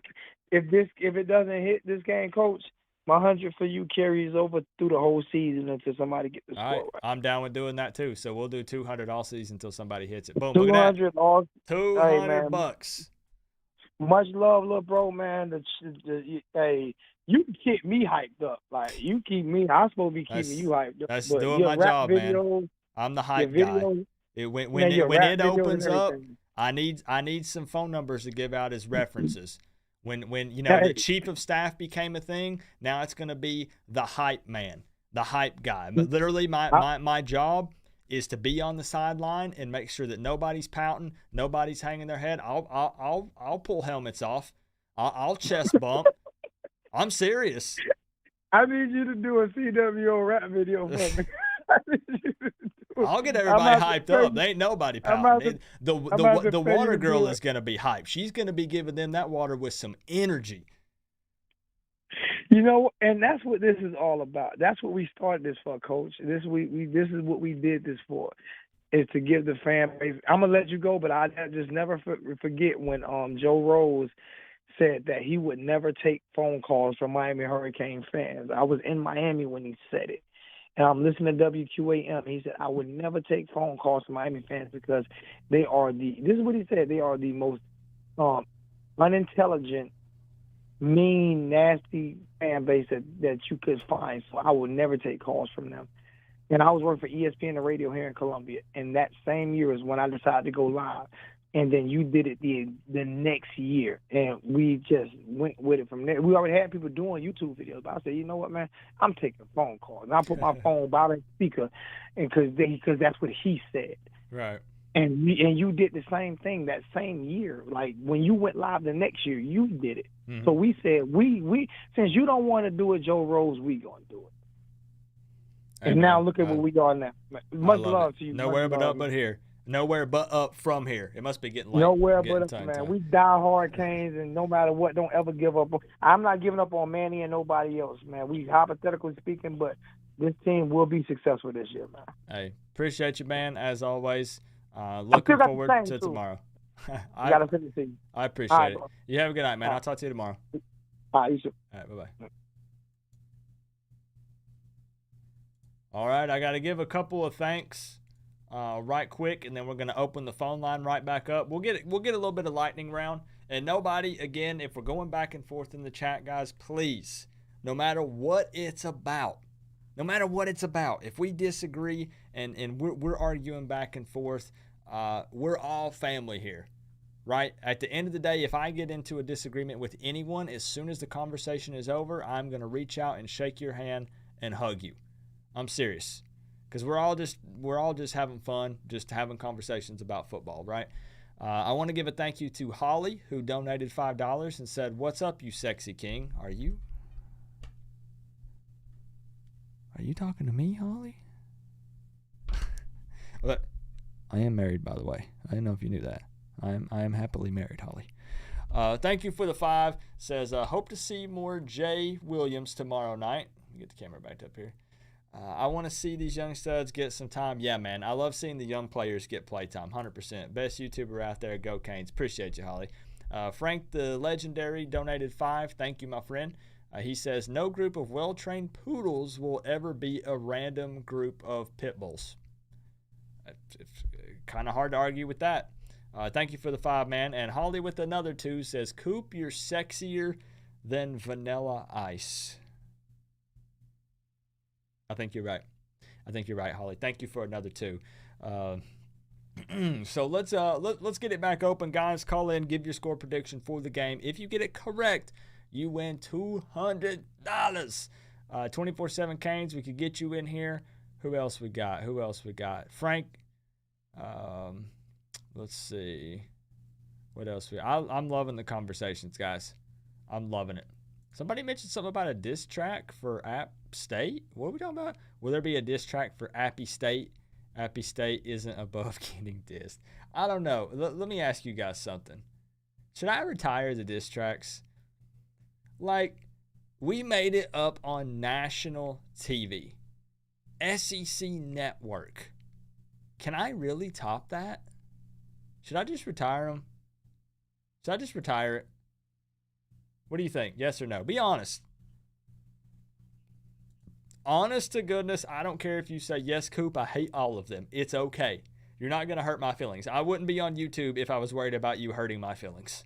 You could be like, Coop, you are the ugliest YouTuber. I hate all of your diss tracks, and you suck at everything in life. And I would look at you and laugh. Do I retire the diss tracks? 24/7 Canes, what's good? What's poppin', Coop? You called in at the perfect time. I was just asking everyone if they think I should retire the diss tracks forever. No, man. No, you got to keep that tradition going. Okay, most people were saying yes, and it just cracks me up, man. Nah, it was successful. You did you see how this one blew up? Of course you did. You got to keep going. All right, so I know we've kind of had a similar start to our conversations before. I follow you on Twitter, so I know kind of where you're leaning with this and some stuff you said, but that doesn't mean that everybody else here has seen it. So how are you feeling about Miami App State? I feel like the spread is, I think it's 8 or 9 right now. Yeah, it's like 8.5 or something close to that. Yeah, I started off early. I knew people were going to think it's going to be a closer game. Just because, if you look at App State's offense, I think they're very balanced, both running the ball and passing the ball. This isn't the same Chase Bryce we faced against Duke, just because of the fact where Chase Bryce actually has an O-line, actually has receivers, and actually has 2 really good running backs, which one of them actually went down here to a school down here called Miami Northwestern. I believe everybody's familiar with that school. Was that is it Nate Noel is it him or Peoples? Yes, Nate Noel. Okay, I was thinking it was Noel. No, it's Noel. He's the faster, the quicker one out of the 2. Peoples is still fast, but if there's somebody that has, that home run threat that could just break off a 40-yard, 50-yarder, it's Noel. So we have to tackle him. We can't have the 23 missed tackles we had against Alabama. We have to bring him down. And App State is a team that blocks really, really well. Mm-hmm. From the receivers to the tight ends to that O-line, they block really well. They actually use a zone blocking scheme. For those of you who are familiar with that, you know what type of O-line they run. But for those of you who are not familiar, use Google, because I don't want to take all day here explaining football to you guys. They're actually a really decent team. All right, so it's going to be very key for our defensive ends to actually get penetration into the backfield to disrupt, and create havoc, which that's Manny's, defensive philosophy is to create havoc and create tackles for loss. So I think that's crucial. If we do that, we tackle. I think we should be able to win this game, but we can't take our eyes off of Chase Bryce, because I know we're going to try to stop the run and make Chase Bryce beat us. He can do that. The advantage that we have. Go ahead. Sorry. You bring up a good point, just because, and I'm guilty of doing the same thing. Everyone is focusing on their run game because they do it well, and they're going to come out and run the ball. But a lot of people aren't talking about Chase Bryce and some of the other decent wide receivers they have in his passing ability. Most people aren't even mentioning it. Thomas Hennigan is a guy that could actually, he's actually their deep threat, but that's not exactly his favorite target. I forgot the other receiver's name, but they got 2 really talented receivers that, could actually pop off. So DJ Ivy can't get burned like last game. He gave up 118 yards. This is no knock on Ivy, because I'm very high on Ivy. He just has to play a better game. Mm-hmm.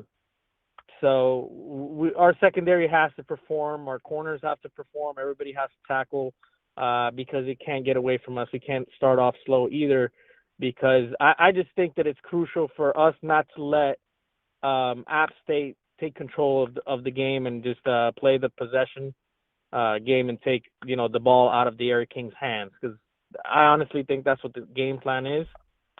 And Chase Bryce could do that. Between that well-balanced offense that they have with those 2 running backs, they can literally control the tempo of the game and keep the Air King on the sidelines. That's what worries me the most. And I actually do think that they will come into this game fairly confident, honestly. They will. By no means necessary. do we not have the talent to beat App State? It's just they're such a well-coached team. Mm-hmm. They're very disciplined. They're very experienced on defense. So, it's just the bottom line is we can't have mental mistakes, and we can't go 3 and out on our very first possession. We have to start off quick, establish a good rhythm. We can't stop. If I'm Lashley, I'm not calling 3 run plays. I'm not even calling a run play for the very first for first down. All right, just or attack. Second down. I'm attacking. I'm trying to do some quick passes, some quick screens, maybe Mike Harley or maybe Rambo, even Restrepo if they put him in early in the game, or Keyshawn Smith. We got it. We got to get the ball out early to establish a rhythm and see if these guys are gonna, tackle one-on-one, because the speed on the outside for us is just elite, and I think that's App State's weakness is their secondary. Some people think is their strength. In my personal opinion, they only got one guy out there that could actually, contend or stay with us, which is Jolly, and then the other guys are, they're good, but they're not as good as us. Right. I would say. So are you willing to give a score prediction this week? I already did. I've kept it the same all week. It's very close to your score prediction. I think we win by 13, 33-20. Yeah, and that's what, like you said, with it being similar to mine, I do think that App State is going to be able to score and put some points on us. I'm seeing some predictions like Miami 65-0 and all this stuff, but I do think that App State will get a couple touchdowns at least. Yeah, I'm all for it. Hey, we should be look. Miami has no business in being in a close game with App State. Right. This is no disrespect to App State. They're a group of 5 team, and they're a great group of 5 team. But there's a reason why Miami's not in the Sun Belt, right? Exactly. So, of course, I would want us to win by 50.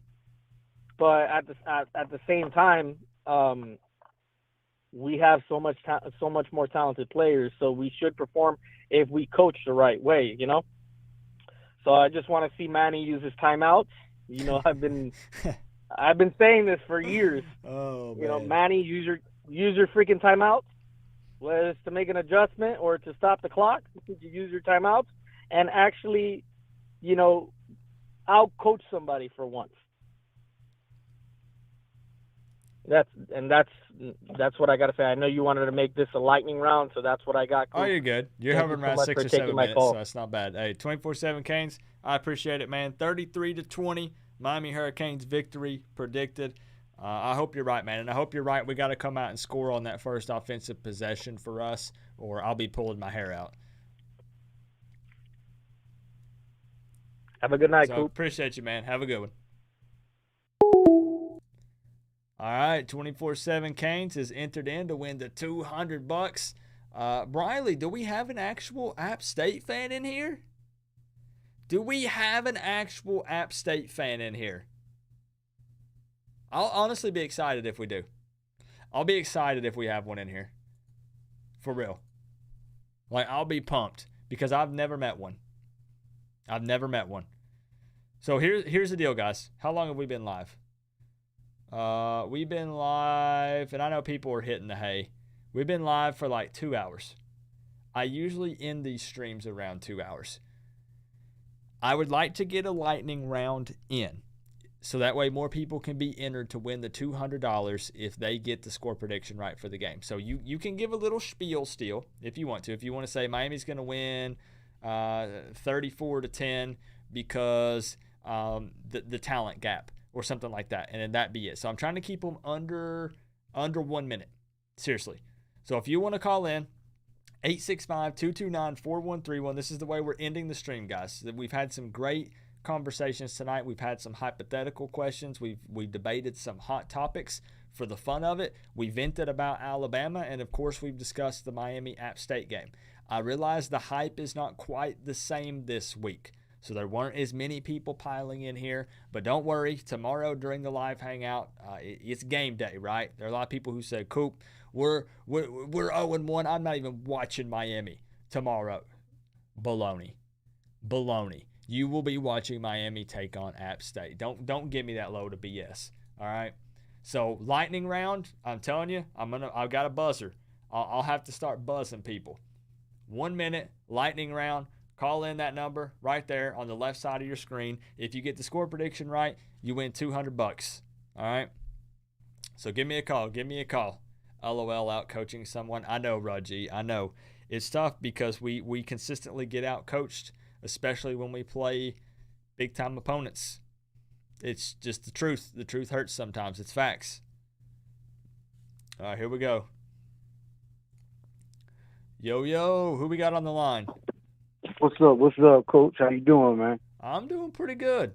I'm excited for tomorrow. I'm happy that it's a night game. What about you? Man, I'm loving it, man. Can't wait to see Miami come back. So let me give you my score prediction, all right? 56-14, and it's Frank legendary, baby. 56-14, Miami victory. Now that's out of all the score predictions I have taken tonight, and out of all the ones I've seen on social media, that is the biggest difference between the two teams that I've seen so far. Now, I'm doing a lightning round, so we're trying to make it quick. But I just want to ask, what is it that – because there are a lot of Canes fans that aren't confident in Miami right now. What is it that makes you feel like that Miami is that much better than App State? I'm not saying I don't agree with you. Obviously, I predicted a Miami victory. I'm just giving you an opportunity to explain the score prediction. Because, in my opinion, those boys have an attitude right now. Getting this embarrassed like that on national TV, you better come out here with an attitude. And we're as better than App State as Alabama was better than us. Ooh, You know what I'm saying? So those factors playing, I better see this kind of production out of these kids, man. They better put it all on they better show us something. So that's why I'm predicting a blowout like that. I'm going to be honest with you. I like that mindset, and I very much hope that the players adapt the mindset that you have. Because, I know for me, I'm worried about, again, the mental game of hanging our heads, lips out, pouting, tails tucked between our legs, and you kind of are looking at it as the opposite way. We talked a lot of smack and got our booty spanked on national TV, and everybody's laughing at us. All right, and you better come out here with some attitude. All right. Hey, man, I like it. All right, Coach. It's good talking to you, man. Hey, absolutely, man. You're entered into the contest, so if that ends up being the score tomorrow, I'll text you on Sunday, and we'll get the money over to you. All right? All right, that's what's up. All right, appreciate you. All right, just like that, boom, 2-minute call. Perfect, my man. Thank you for the quick score prediction. I do want to give you an opportunity to at least add something to it if you want to. Daniel Johnson says 45-10 Miami, so another big Miami score. Young Jedi Kane, give me a call again, man. Let me see if I can get you in here.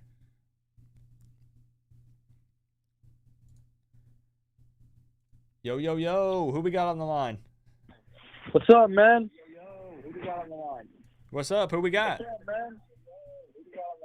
Yeah, it's Dale from Knox. Do you mind if you can turn the stream Yeah, volume down? I got it. I got you.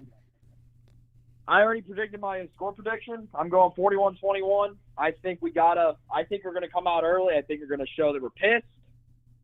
Key is prove me wrong. Prove me wrong. I want to see King rebound. I want to see guys like Restrepo, Keyshawn Smith. I want to see those guys come out. I want to see them go quick. And you know what? If we do those following things and we stop Appalachian State and that running attack, we're going to be just fine. And we're going to be 1-1. Hey, and like I said with the previous caller, I like that, and I hope that is the mindset, because I was bad even myself this week of kind of thinking a little more negatively. And I'm glad that callers like you and the previous caller are bringing up that mindset and giving me kind of a different point of view and perspective to look at, the Alabama loss for us to bounce back and play even harder. Yeah, like I said, with me, I've had my worries and doubts too about this team from Bama last week. I mean, I go to a school where it's majority Vols, and I've gotten my tail end beat up for it. Yeah. That's living in Knoxville for you. Yep. I'm probably 25, 30 minutes from Knoxville, so I feel your pain. Yeah. Everyone's wearing orange, but it's the wrong shade of orange. Yeah. Mm-hmm. But all right, Dale, I appreciate it, man. 41-21 Canes. You're entered into the contest. And, go Canes. Appreciate Have you a calling nice in, bro. night. I'm going to try to join in tomorrow night. Let's Perfect. go Canes. Hey, it's going to be a blast, man. I'll see you then. See ya. All right, bye. All right, next caller up. Let's see if we can get them quick. Let's get them in. Eric's trying to call in. Young Jedi Kane's trying to call in. Let's go, y'all. Let's go. We got like 5-10 more minutes. What's going on? Who we got on the line? Coop, what's happening, man? It's John, man. What's up? How you doing tonight, bro? Nothing major, man. I just wanted to give you a quick prediction, man. All right. All right, I got our Canes, man. Go ahead and pulling it out, man. 37-23. Ooh, so a little bit closer. Okay. So a little bit closer actually to my score prediction. You're kind of in the same boat. You do have App State putting some points on the board. What? Yeah, go ahead. No, I just think DJ Ivy and Gervin Hall have kind of cost us at least a touchdown. They good for a touchdown every Saturday. So I kind of think they'll. I wish I could disagree with you, but you are correct. Yeah, I just think that's how they'll probably get to 23. I know they'll score on the ground once or twice, maybe, and I know either DJ or Gervin will give up one. All right, so my man, 37-23 Canes. Like I said, we're just doing quick lightning round, so just getting everybody entered into the contest and give you a chance. Basically, this is your chance to win $200 and then to come back to this stream in the comment section and tell everybody who was here and everyone who watches it that you told us so. So it's your time to shine, man. I appreciate you calling in. I appreciate it, Coop, man. Have a good one. I'll talk to you tomorrow. You too, bro. All right, bye-bye. All right, couple more. Come on, here we go, baby. Let's go. Keep trying. Don't give up. Yo. Welcome to the lightning round. Who we got? Hey, this is Nick Polly. Nick, what's good? I could have swore, Nick, because here's what I did. I went through and I saved a bunch more numbers last week into my contacts. I'm talking I added like 20 or 25. And I could have swore that yours was on there. But it didn't. I don't know, man. I'm telling you, it might have been. That is the first thing I am doing after this stream. Okay, I might have to go take a leak first. I'm gonna be honest, okay? But after that, I'm saving your number in my contact list. All right? Yeah, man, definitely. All right. So, how you feeling about this game? What's your official score prediction? So we can get you in the contest, man. I'm thinking Miami 48, App State 17.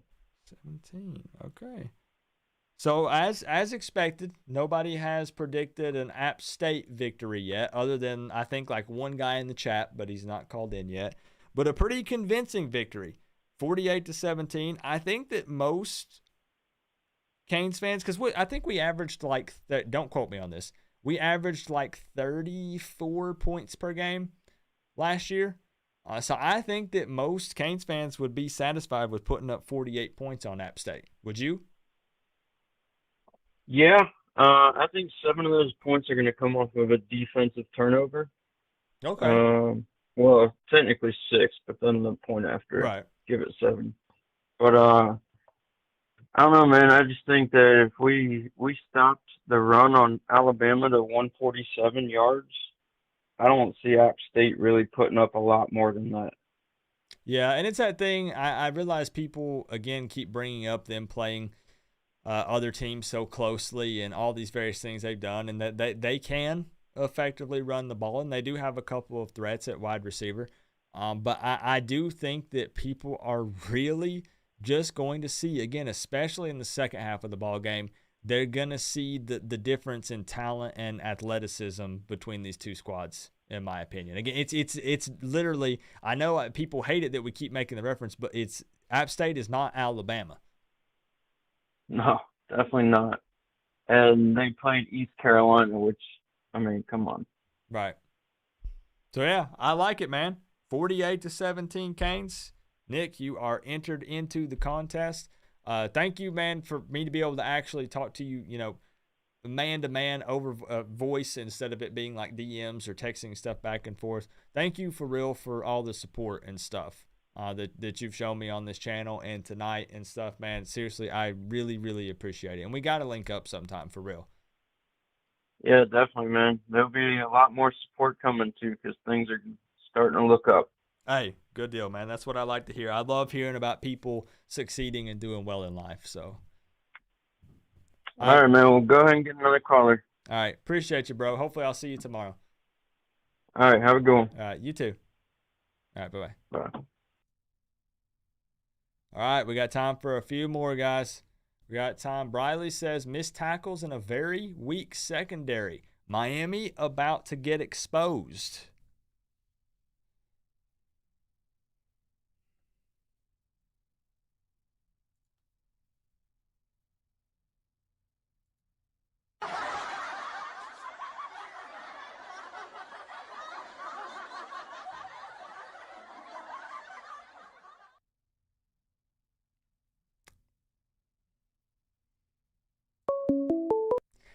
Yo, Young Jedi Kane, what's up? What's up, man? What's good, bro? Man, listen, I bet since the last time we talked, I bet you've grown at least 2 foot, haven't you? Yeah, I'm 5'9" now, so I done grow like 8 inches. Whoa, you're taller than me? Yeah, probably. Bro, I'm 5'6".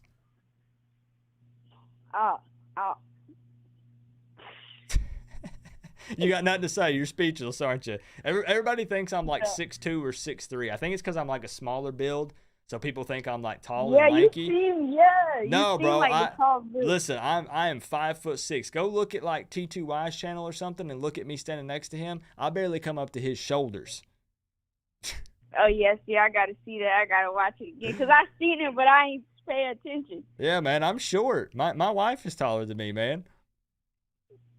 Dang. But I'm just gonna hurry up and give you my score prediction so the other people can call in. I got 52-20. Miami's winning. Okay. I like This putting gonna up be the a big statement fat game. 50. Okay. Yeah. But So- yeah, man, thanks, man. Hey, I appreciate you. Hey, I'm glad that you were able to call in, man. For real. Yeah. All right. Have a good night. Hopefully we'll see you tomorrow, bro. All right, you will, but you have a good night too. All right. All right. You too. Peace out, man. All right. Man, it had been a minute. Y'all. I think young Jedi Kane is growing up on us, bro. Man, it almost brings a tear to my eye, man. I feel like I've grown up with young Jedi Kane, and I think that some of y'all might feel the same. Young Jedi Kane's been calling in on this channel for years, man, and I literally feel like he's growing up right before our very eyes. His voice sounded deeper, did it not? Somebody done hit that puberty, man. Dude's done taller than me. Dwarf, he makes me. Listen, we're gonna move on. All right, you're as tall as my elbow. Come on now, Bergie. I ain't trying to put you on the spot, young Jedi Kane. We just feel like, you know, everybody loves you, man, and we just feel like you kind of grew up around here, around all of us and stuff. So we love it, bro. We got 4 more minutes. You want to call in and Eric, my man, Eric Horath. Horath, listen, I butcher names, okay? Eric. We're going to stick with Eric with a K.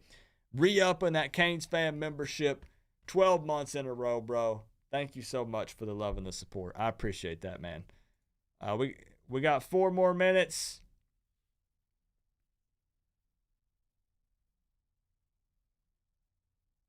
Is that old?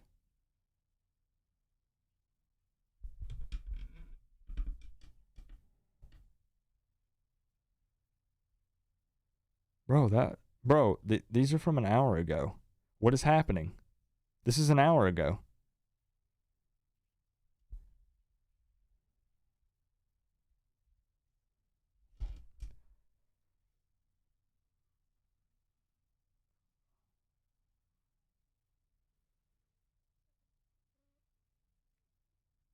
I'm gonna let the robot lady do her thing, man. It never showed them earlier. That must be why, Nick.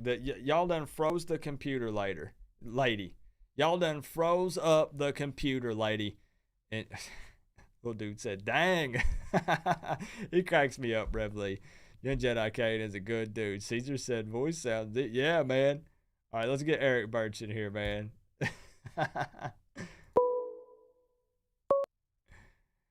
Yo, Eric!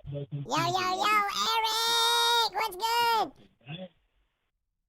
Yo. How you feeling, man? Much better. I got a softball tournament tomorrow. Uh-oh. Is it going to be over with by 7 p.m.? Yeah, for that day. It's a 2-day tournament. It's a big national. Okay. Just making sure, you know. Yeah, I had to watch the Alabama game from my phone because I had another tournament. I've been there before, though, man. I'm actually going to be there in that situation for the Central Connecticut State, whoever the heck they are, after Michigan State. I'm actually the best man in a wedding. So, spoiler alert, I know, boo, bummer. I won't be able to be live during that game. I won't even get to watch the game, actually, unless I can. Your friends. If I can sneak my phone in and, like slide it in the tux and, watch it. But I'm going to be up front in front of everybody, so I don't know if I can pull that off, honestly. Well, I mean, what's this with your friends scheduling, weddings during hurricane season? Well, he's an Alabama fan, so. Yeah, I know, right? Yeah. How can I be friends with these people, man? It's kind of like the guy that called earlier and has a family member that was a former Miami fan that changed to a Gator fan. How do we put up with that? How do you flip like that? I seriously, I wasn't kidding when I said I don't understand for real how you flip teams. Like, what do you just gather up all of your gear and like take it to Carm or Habitat and donate it, and then you just buy all new stuff, and then you're like, this is my team now?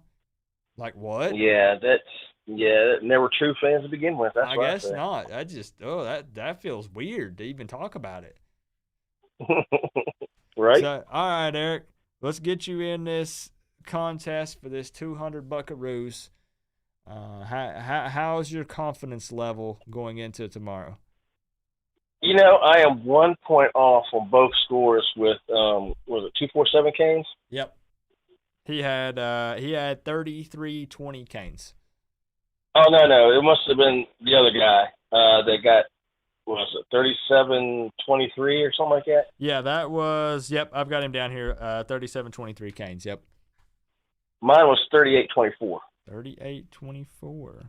Okay. So I think that, honestly, if I go back and look at these score predictions from tonight, most people, with the exception of like one or two who have us, putting up over 50, like 56-14, 52-20, most people for the Canes are feeling upper 30s, maybe surpassing 40, and they're giving App State a little bit of credit, somewhere between 17 to 27 points. So most Canes fans going into this game kind of have a similar mindset and are on the same page, it seems.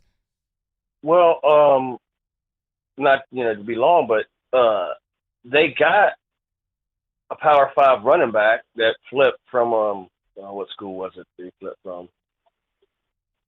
I can't remember offhand, but he flipped from a Power 5 school, and the quarterback did as well. So they're pretty decent since they got into the conference now, so right.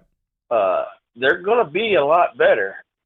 Yeah, and that's why I mean, so I'm confident, but I don't think that we're going to shut them out or anything like that. I think it will be a little closer than when we played them under Mark Richt with that 45-10 victory. I'm not, honest to goodness, I'm not worried about it because, like I said, even if in the first half of the game they make it a ball game and we're all like, oh crap, what is going on? I do not think they can keep that up because, again, you're going to see the difference in the talent and athleticism. I mean, I can sound like a broken record and preach this all week, but you are going to see a difference, especially in the second half of the ball game, no doubt. Oh yeah, I totally agree. But we have a habit of teams that we're supposed to beat when we have come out with real slow starts. Right. So I hope we come out on all cylinders right off the get-go and leave no doubt. Yep. Yeah, because that's the last thing that we need is to make this a close game or, win by a field goal, or we have to put together some miracle final drive at home at Hard Rock Stadium under the lights against a team that we should handily beat. Yes, I totally agree. And then we need the confidence booster, not to look ahead, but we need that going into the Michigan State game. Yes. And I think it's a bonus that we have them at home as well. So mm-hmm. Yeah, that's huge. That's big time to have that game at the Rock for sure. Yeah, I totally agree. Yes, sir. So all right, man, 38-24 victory for the Canes. Eric Birch, you are actually wrapping up the show for tonight. So good. I was trying to call. I always get carried away. I know everybody's like, come on, Coop, you said lightning round. Because I just enjoy hanging out and talking with you guys. Honestly, I try to keep these streams an hour and a half to 2 hours, and we're going on 2.5 hours. So I could just go and go. If there's 5 people in here or 500 people in here, it doesn't matter. I just love hanging out with you guys, talking football. So it's family. Yep, it is family. Exactly. So hopefully, though, you can have an opportunity to stop by tomorrow, and we're all having a good time. We're celebrating. We're having drinks. We're eating wings and pizza, and we're just enjoying ourselves tomorrow night. That's the plan. I hope so. You, me both, buddy. No, I'm not cleaning out I'm not getting the garbage can ready. No, my baseball bat is in the closet. I'm not pulling it out. I'm literally just lubing up that siren. I'm stretching my shoulder. And I'm ready to go. Yeah, keep that turnover chain, nice and shined up. We will. We'll get it ready. Even though you lost mine somewhere. It's in storage. No joke. I have no reason to lie to you. It is in storage. It's not lost. I can tell you what box it's in, but it is in storage currently. Moving was way more stressful than I thought it was going to be. I know I'm kind of ending off of football, but man, we have an entire, I don't know how big that is. It's like a 15 by 15. So 15 foot wide, long, and tall. And it is literally stacked up with boxes all the way to the door. And I hate moving. I still have to at some point get all of that stuff out and somehow bring it over here. It's insane. I hear you. I hate moving. Jeez. It's rough, man.